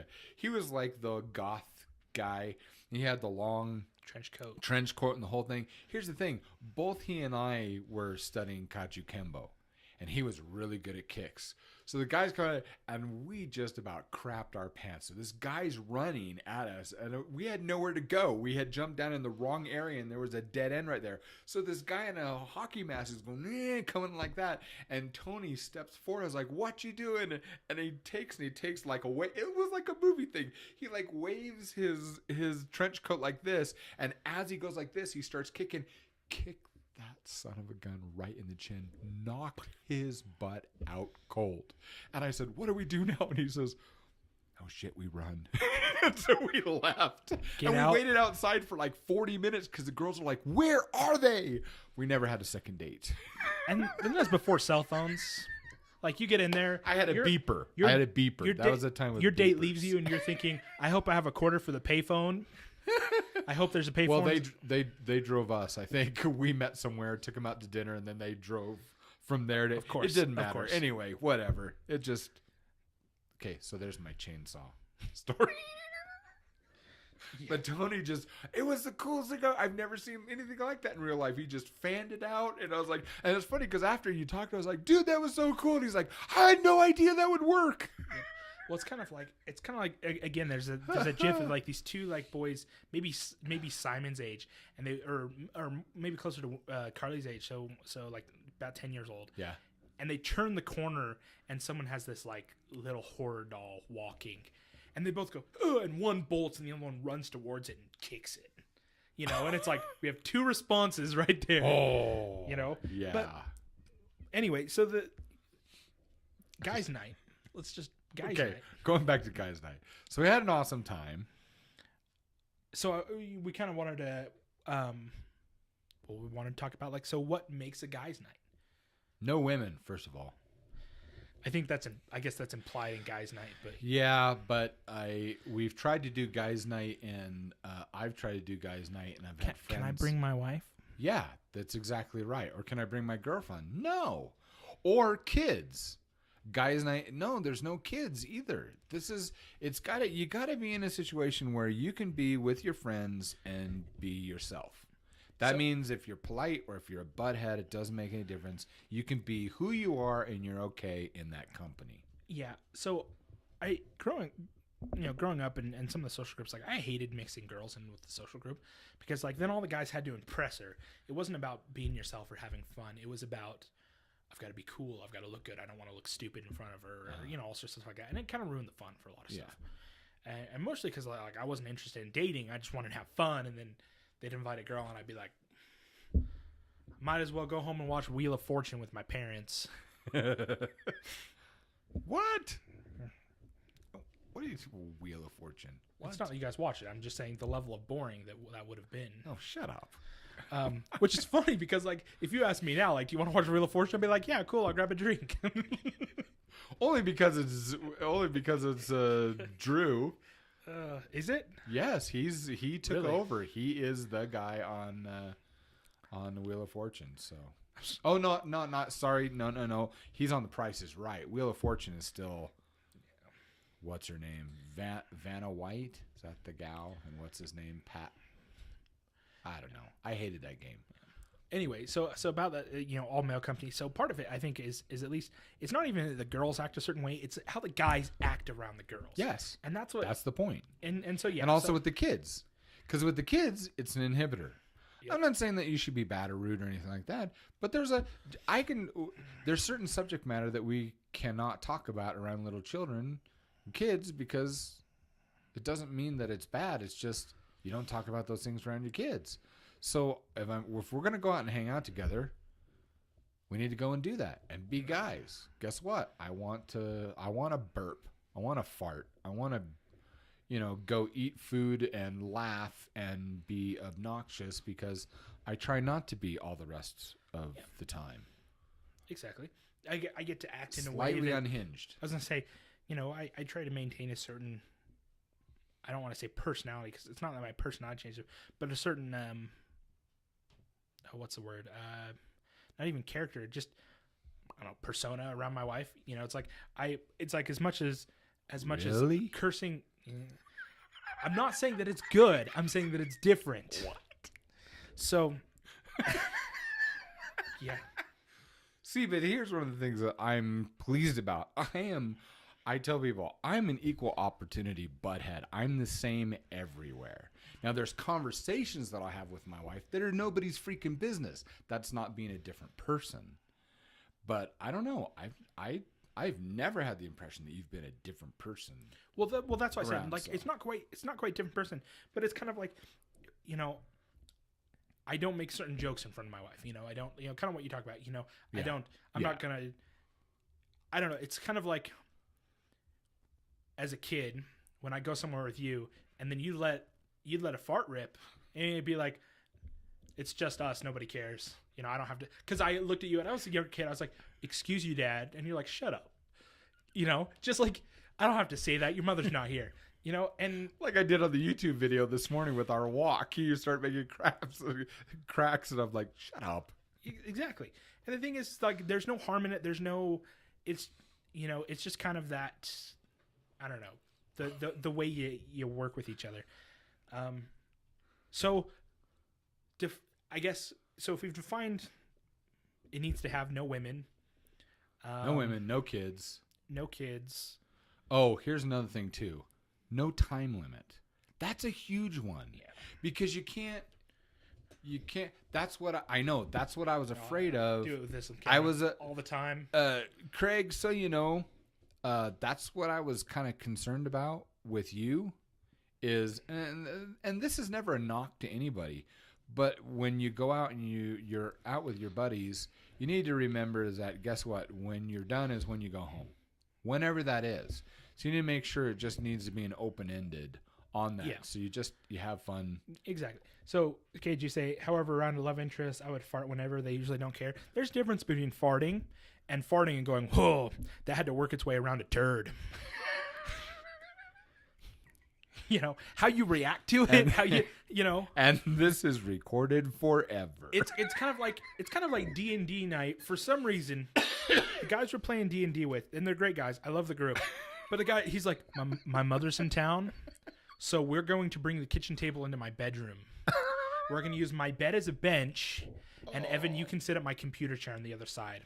I was like, okay. And we're in there. You did it? Yeah. I wouldn't do that. Anyway, okay. and so we're in there, and one of the guy looks over to all of us and then just does this. Oh no. You know, and then this wafting smell just works its way in. But it's like, open the window and we open the door and like, we need to be quiet for a moment. Then we hear his wife down the hallway. Did one of you fart? It's like poison coming out of that room. You know? We're like, we're going to make you sit with your butt out the window. But it doesn't help because the draft is coming in, and now it's just accelerated the speed at which it arrives. Oh my goodness. And anyway, so like I said, there are differences to like how you react. You know, like I said, if I burped, you know, in front of my wife. No, I like, haven't.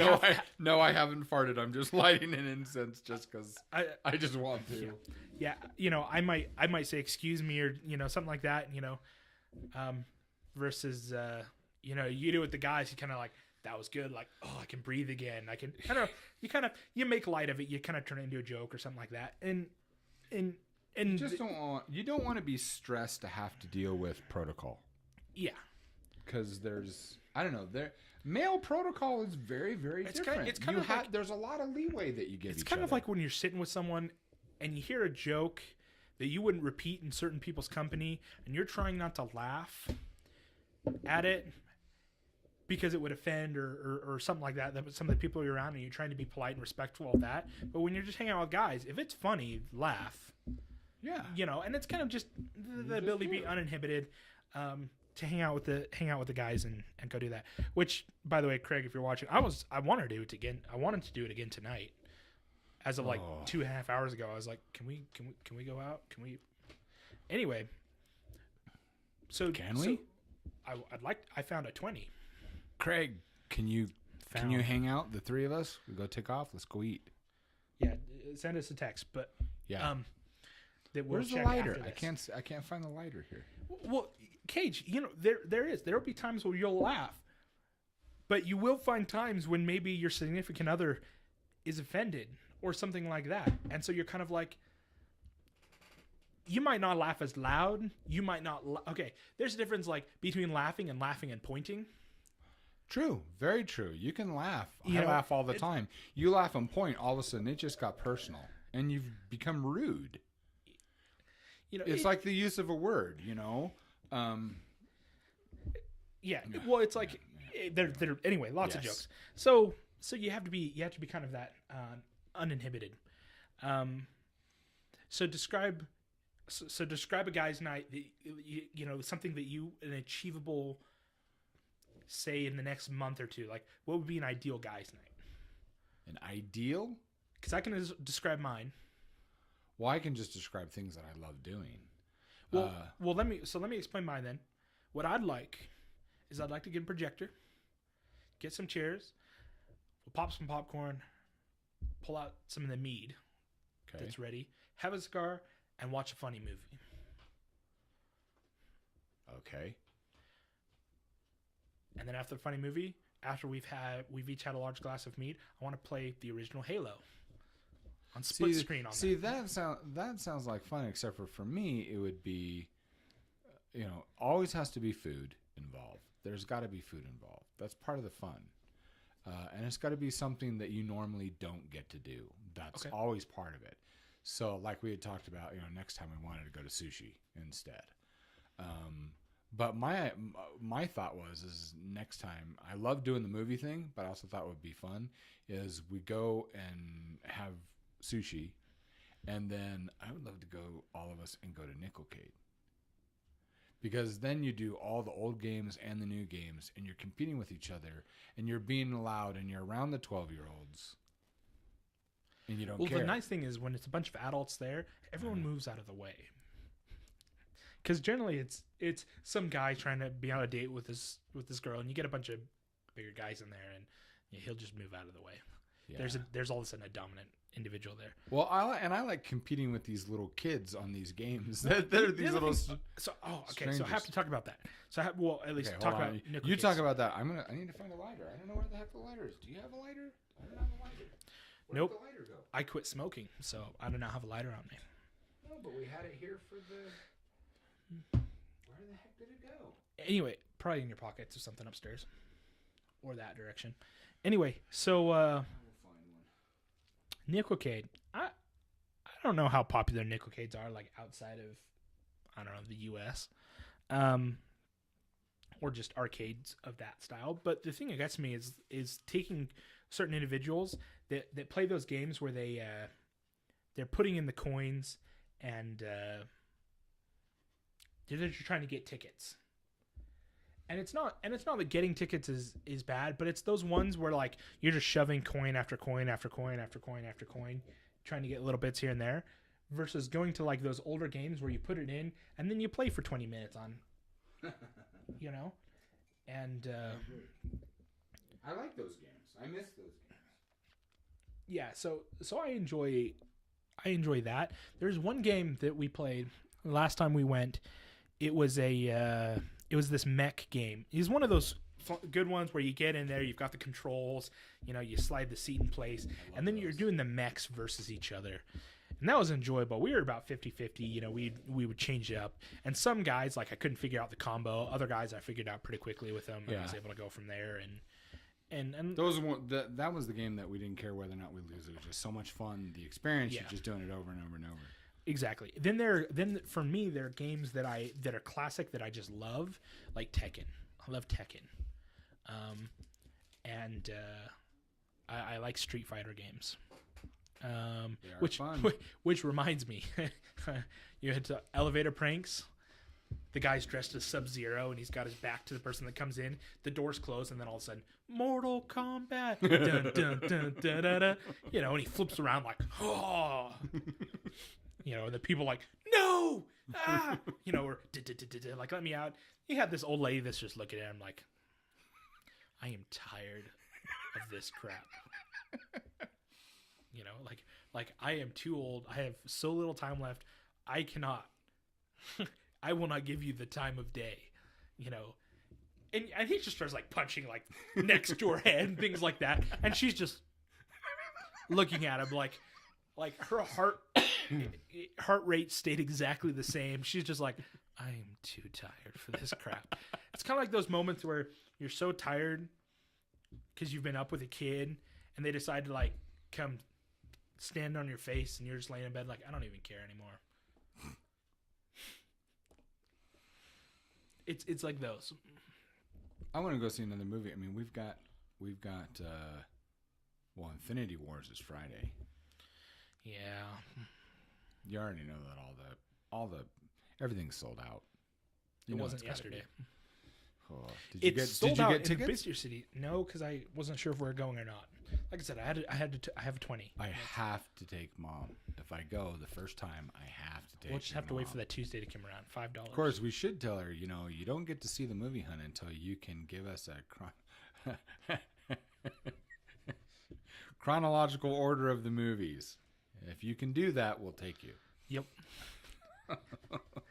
If you could name all the superheroes in the trailer, you can come. Okay, I made a joke like that to my wife. I just said, "Could you name this superhero?" It's Iron Man. She's seen Iron Man. It took her half an hour to remember, and I was just like, "See, this is why we can't have nice things. Like this is, you know, here we're talking about decorating and stuff." And I was like, "I'd like to put up just a big picture right here." She goes, "Oh, like what?" I was like, "Superheroes." And she's like, "Well, how big?" I was like, "Well, how long is this wall? Like, how big can I get it? You know, like, I don't know, 8 feet by 3 feet, and just put it on that wall." And she's like, "You would do that to our living room, our nice living room?" And I was like, "You're right. I'll get it on a canvas so it looks way classier."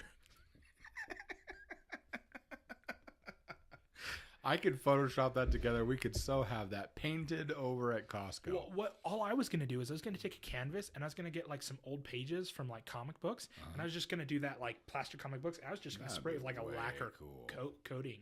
That would look cool though. It would. And she's like, "In our living room?" Yeah, but that she's like, "Superheroes? Well, you know what's funny is that your mom you a superhero? Your mom was you don't know. You've never seen me and Batman in the same room at the same time. I might have a suit of armor. I might shoot webs, have web shooters and be able to climb walls." She's like, "You can barely get out of bed." I was like, "That's irrelevant."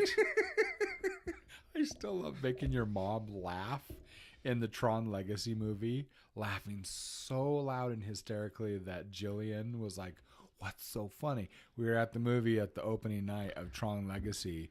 And if you've seen it, the point where the guy, I don't remember the main character's name. Anyway, the kid is looking for his father. And he's in there. He's gone over to the digital world. And the part where he shows up and the 4 girls go and, they like undress him and everything. And then they put the suit on him. And I remember I'm watching it. And it looks so cool. And I lean over to my wife and I said, "Do you think they have that suit in a 5X? And she burst out laughing so hard. She snorted. It was perfect timing. And our friend Jillian, who's from England, she leaned over. She goes, "What's so funny?" And my wife whispers in her ear. And then she starts laughing hysterically. And anyway, I just thought that was fun. All right, catching up here. You're skipping the Winter Soldier. I like Captain America. He's my favorite. Do I like his movies the most? I don't know. I like him. I wouldn't miss him, that's for sure. I like him more than I like his movies. It's kind of like I like Spider-Man. But at this particular point, almost all of them are crossovers in one way or another, which are fun. I mean, Civil War was awesome. Yeah, and that was definitely enjoyable. But I like the Winter Soldier. Actually, my favorite part is when he jumped up on that dang plane, and I was like, "Dude, that's awesome." Actually, I really like when he kicked the crap out of those guys in the elevator. And that was fun. Yeah, and I haven't seen the second Guardians of the Galaxy yet.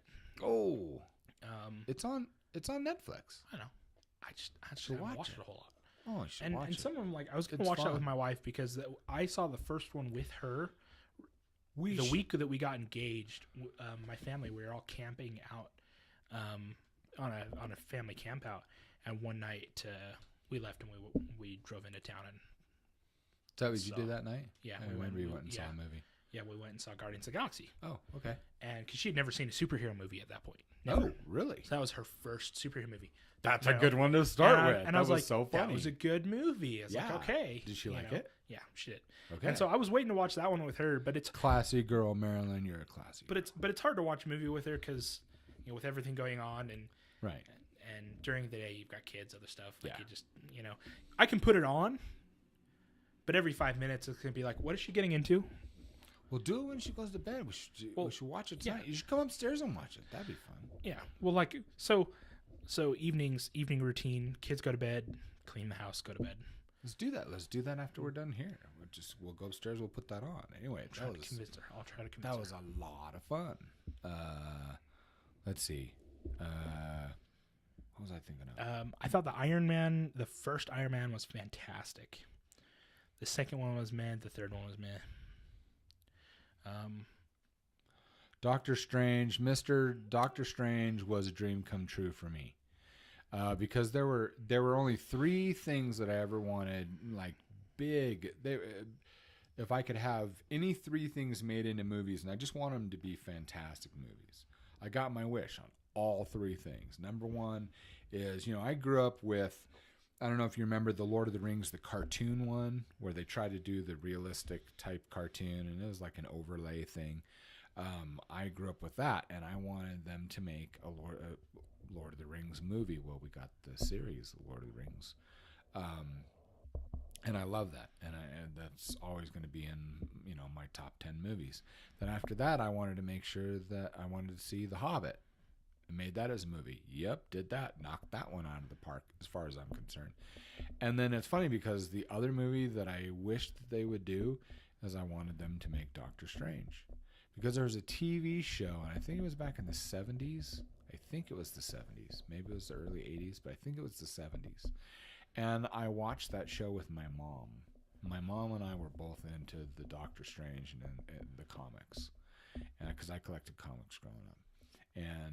And then when that came out, I was like, okay, everything else is just. It's funny because I actually said, all right, so I've gotten everything. I says the other thing that if they could actually make it, I'd even settle for a TV show. And I started laughing because I was like, just off the cuff. I says, if they made Cloak and Dagger, that would be so cool.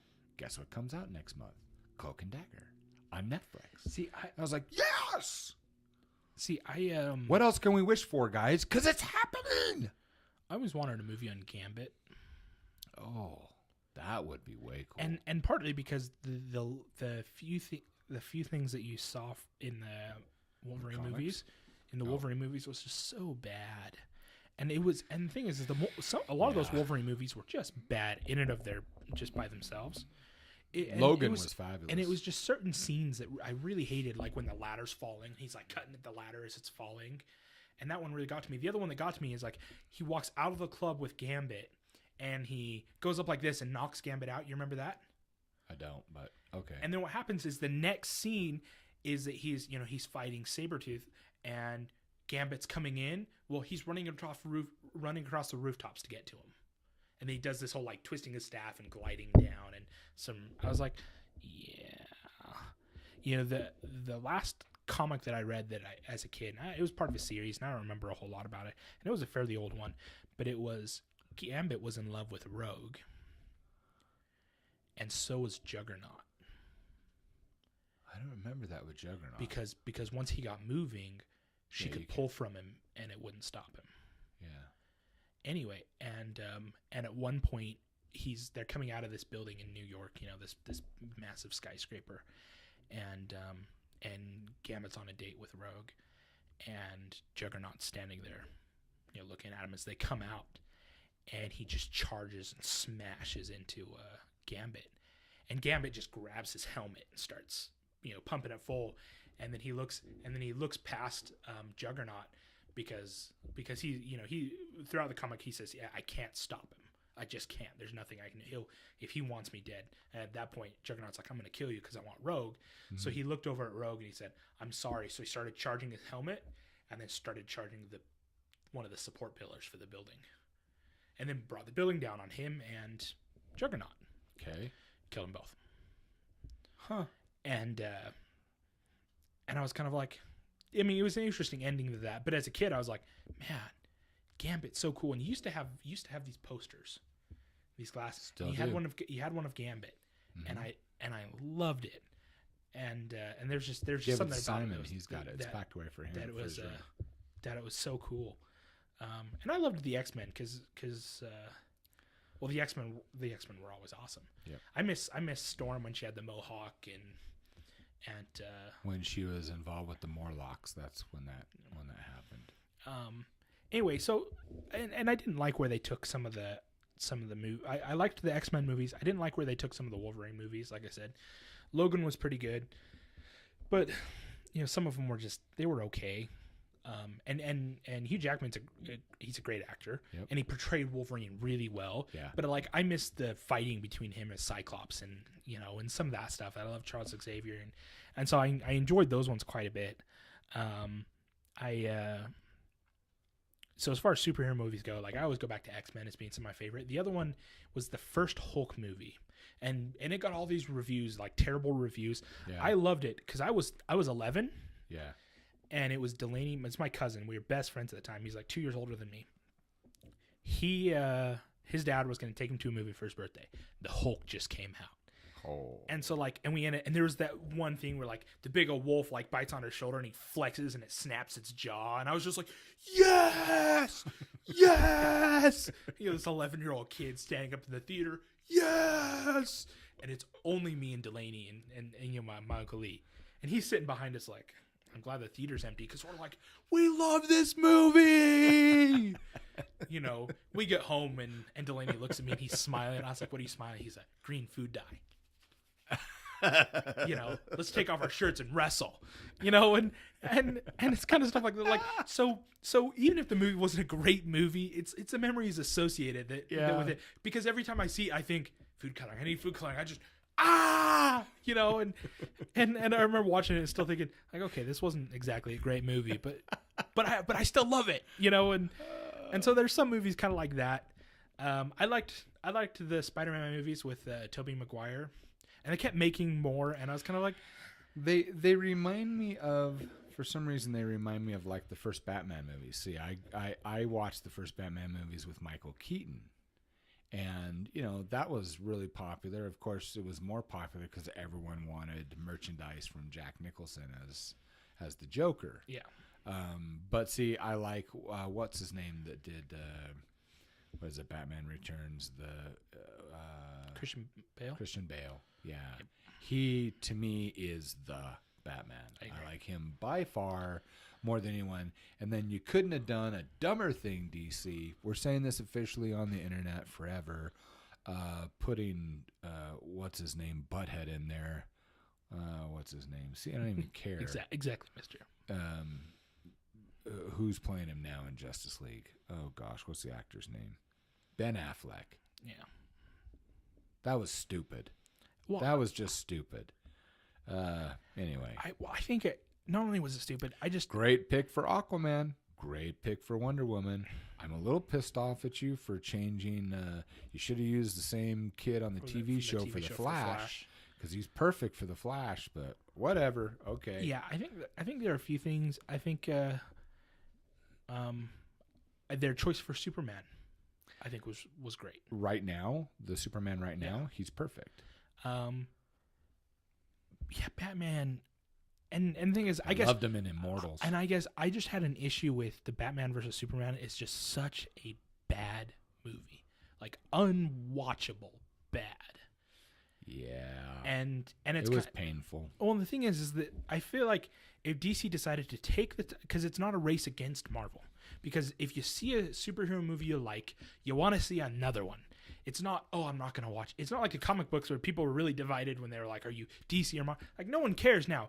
If it's a good superhero movie, you want to see another good superhero movie. Yeah, so look at Wonder Woman.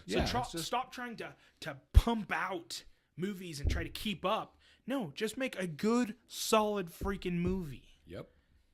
That's the point. Quality. Because if I wrote a paper in school as an 8-year-old where the key point was the two guys, their mothers had the same name, my mother would have given me a failing grade. But you tried to make hundreds of millions, if not $1 billion, as a business move in entertainment on your mother's name. Morons. You know, and that's why, and so I haven't seen Justice League, but the one clip that came out, you know, before Justice League that I love is the Aquaman standing there in front of him. He goes, "My mom's name is Aqua Martha." They're like, "Welcome to the team." You know, kind of like, oh my gosh, I can't.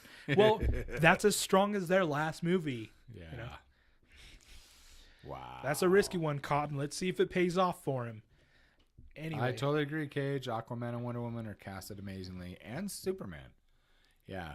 I Totally agree. I don't know if I liked the Superman movies because I feel the writing could have been a little bit better, but the casting was great, the actors were great. I didn't have a problem with any of that. Ooh, I like Mister's idea. What about a Tacken being Star Wars movie? Here's the thing. I'm going to say this again. You guys can all argue with me. I will just ignore the chat if you do. So here's the thing. Disney, I wrote an article years ago called Disney is Killing My Childhood. And the cartoon is a little boy with the Mickey Mouse ears, and he's looking up at a princess, and the ice cream is dropped off his cone, and the princess is actually a bearded guy in drag. So my whole premise here is that, look, Disney's got the money. They have access to the writers. They have access to creative talent. Why aren't they making new things? All right, you want to buy up Marvel and everything else. Okay, business move. Got that. Stop trying to mutilate and change things to make destroy, it our original. Yeah, to destroy what is already established. Things where there's a reason why Star Wars is a global phenomenon, because they built it to that, and then you screwed it up. Now, the main storyline, there's a special hell for you, Disney. You suck, and you're ruining everything. Your offshoot stories, which seem to be coming out, man, they're coming out left and right. Like, oh my goodness. Those are good. Those are original. You're doing something new. I loved Rogue One. I have not enjoyed an actual Star Wars movie that you've made. And the last one, my wife kept me from going and asking my money back in the theater because I was so pissed and so disappointed. It was not only a waste of my money, it was a waste of my time. It would have better spent taking a nap. But I don't know if that's a great comparison because naps are better than a lot of things. That's true. That's very true. And the older you get. But here's the thing. Your offshoot movies, I love them. See, keep that up. But why do you go and tell the world that Star Wars canon is now going to be switched up by you? Why are you perverting the Marvel universe? Why are you twisting things up instead so of they can make it theirs? It's just about you suck. You know what movie? There's a special hell for you. You're gonna burn in entertainment hell. You know what I'd like to see in maybe a 2-part movie? What's that? Xanth. Ooh, no. You can't do it. You're talking about Xanth as in like just the first, like Bink? Just the first book, Bink. Doing a 2-part. No, I would like it all the way to. Well, I'd like to go all the way to Castle Rugna. Yeah, well, a series would be great, but I think, and a bunch of movies. But I mean, take two movies for the first book to take your time with it. The thing that I loved about Xanth, and I don't know if any of you guys have read Xanth. I highly recommend. Piers Anthony. Yeah, look it up. I highly recommend the series. It's built off a lot of puns. It is, but you know what? It's the only person that I can consciously think of. He does a good job. I think those puns are funny. Yep, and so good idea. The premise of the premise of Xanth is everyone has a really quick, I would like a remake of Dune. Oh yes, Mister. That's the best suggestion. Because here's the thing. Spice of flow. I was gonna say, here's the thing. There's another book that my mom and I had spent time with Dune. I love the movie. I love the book. I love the movie. I love the second. What was it? A TV series, TV movie or whatever.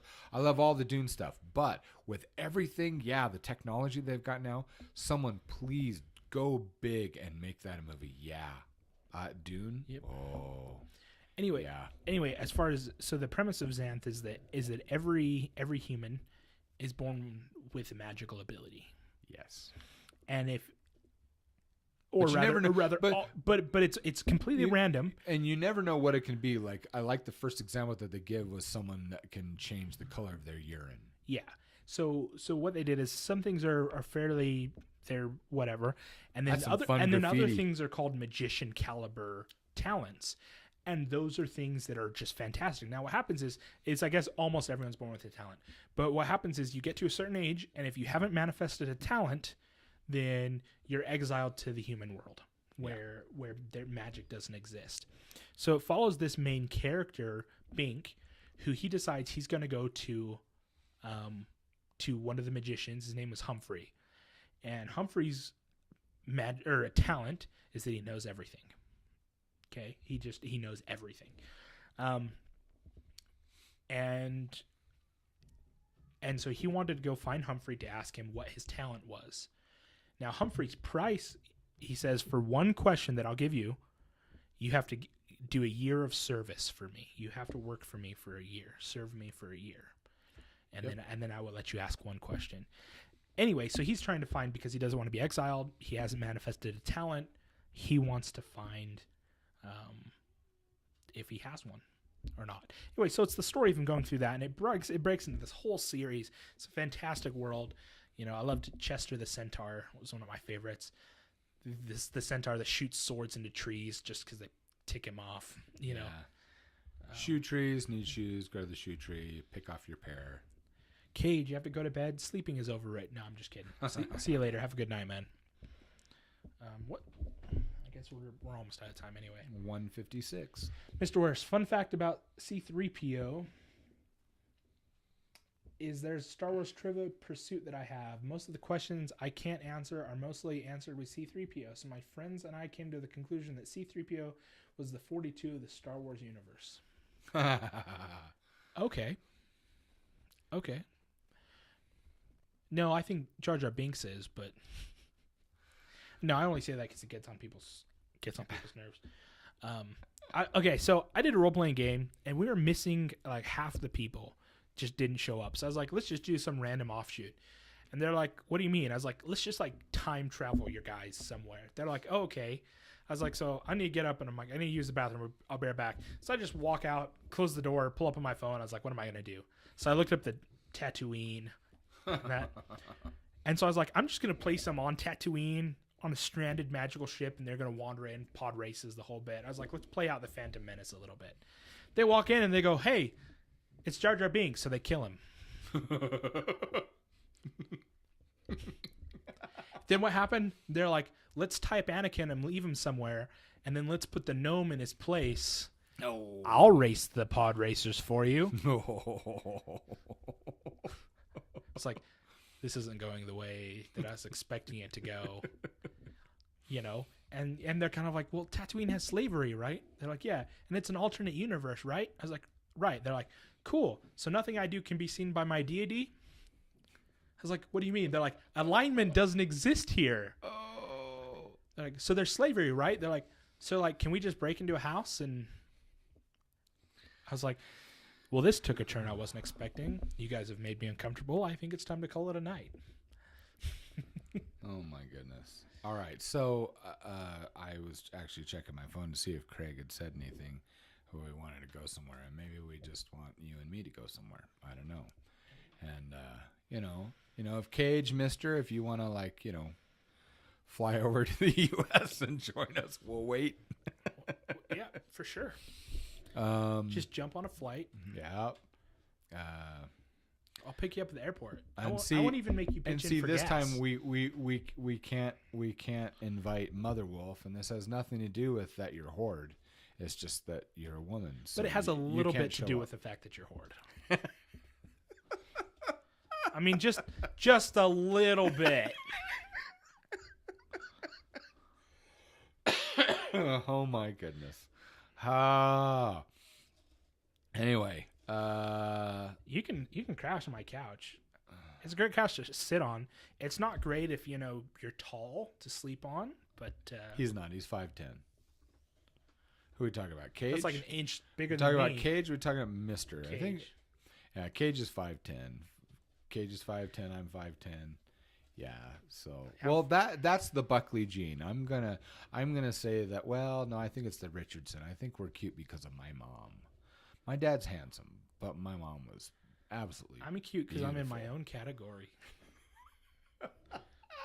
It started with the my mom thinks I'm handsome category and kind of expanded from there. I tell people I was in my own category. There's small, medium, and large, and then there's me. Oh my gosh, it's coming towards us. It's kind of like that comic strip of this kid, like, Mom, am I handsome? She goes, you're adorable, sweetie. And he's like, oh. Like, no. I'm ugly. Or the Oh my goodness. 5'11", 5'10", tomato. Well, I'll tell you what. Stand close to me, Cage. I'll flex my knee, and I promise you will be 5'10", at least for a few moments. That's so weird. Like, Anyway. What was it? I can't remember who I was talking to that was so tall and saying, "What do you do about all these bigger people?" And I says, "Well, you just soften them up." What are you talking about? Well, I could keep this out of your reach. And I went up to him and I stomped on his foot and he went, "Oh!" I was like, "Oh, thank you very much." Took the ball away from him. It's just the way I am. It's just logic. Whatever. I'm sitting down for the majority of the day. You could probably say that I'm like 4 foot. I mean, I used my legs more going up that hill and back today than I my have knee in, like, will 6 my months. knee will flex back. Good for you. See, joke's on you. My thunder thighs will get in the way and block it, impeding progress. You can't hit me in between the legs. I have my daughter say, "Dad, you know that you're fat. That's embarrassing if to you're say. If you're going up the stairs and your thighs are clapping for you." That's why you can't go jogging, because the friction will light my leg hairs on fire. I'll start a fire. It's going to spread too quickly. All right, guys, we're over time. We've got to close the show down now. I do want to remind everybody, hey, if spread the word about our family, about the show, and we want you to know that if you go to wantedhero.com and jamiebuckley.com, we've got, I think I counted them last night, we have like 43 books, either 43 or 44. That's fantasy books and comic books. There's parenting books and adulting books. So there's something for everybody. And everything we've got on our two sites, we've changed everything to pay what you want.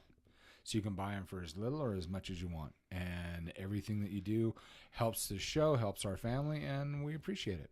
So tell the world about us. Thank you so much. We appreciate you. And we will talk to you guys next Wednesday. Next Wednesday, next show. So we will talk to you then.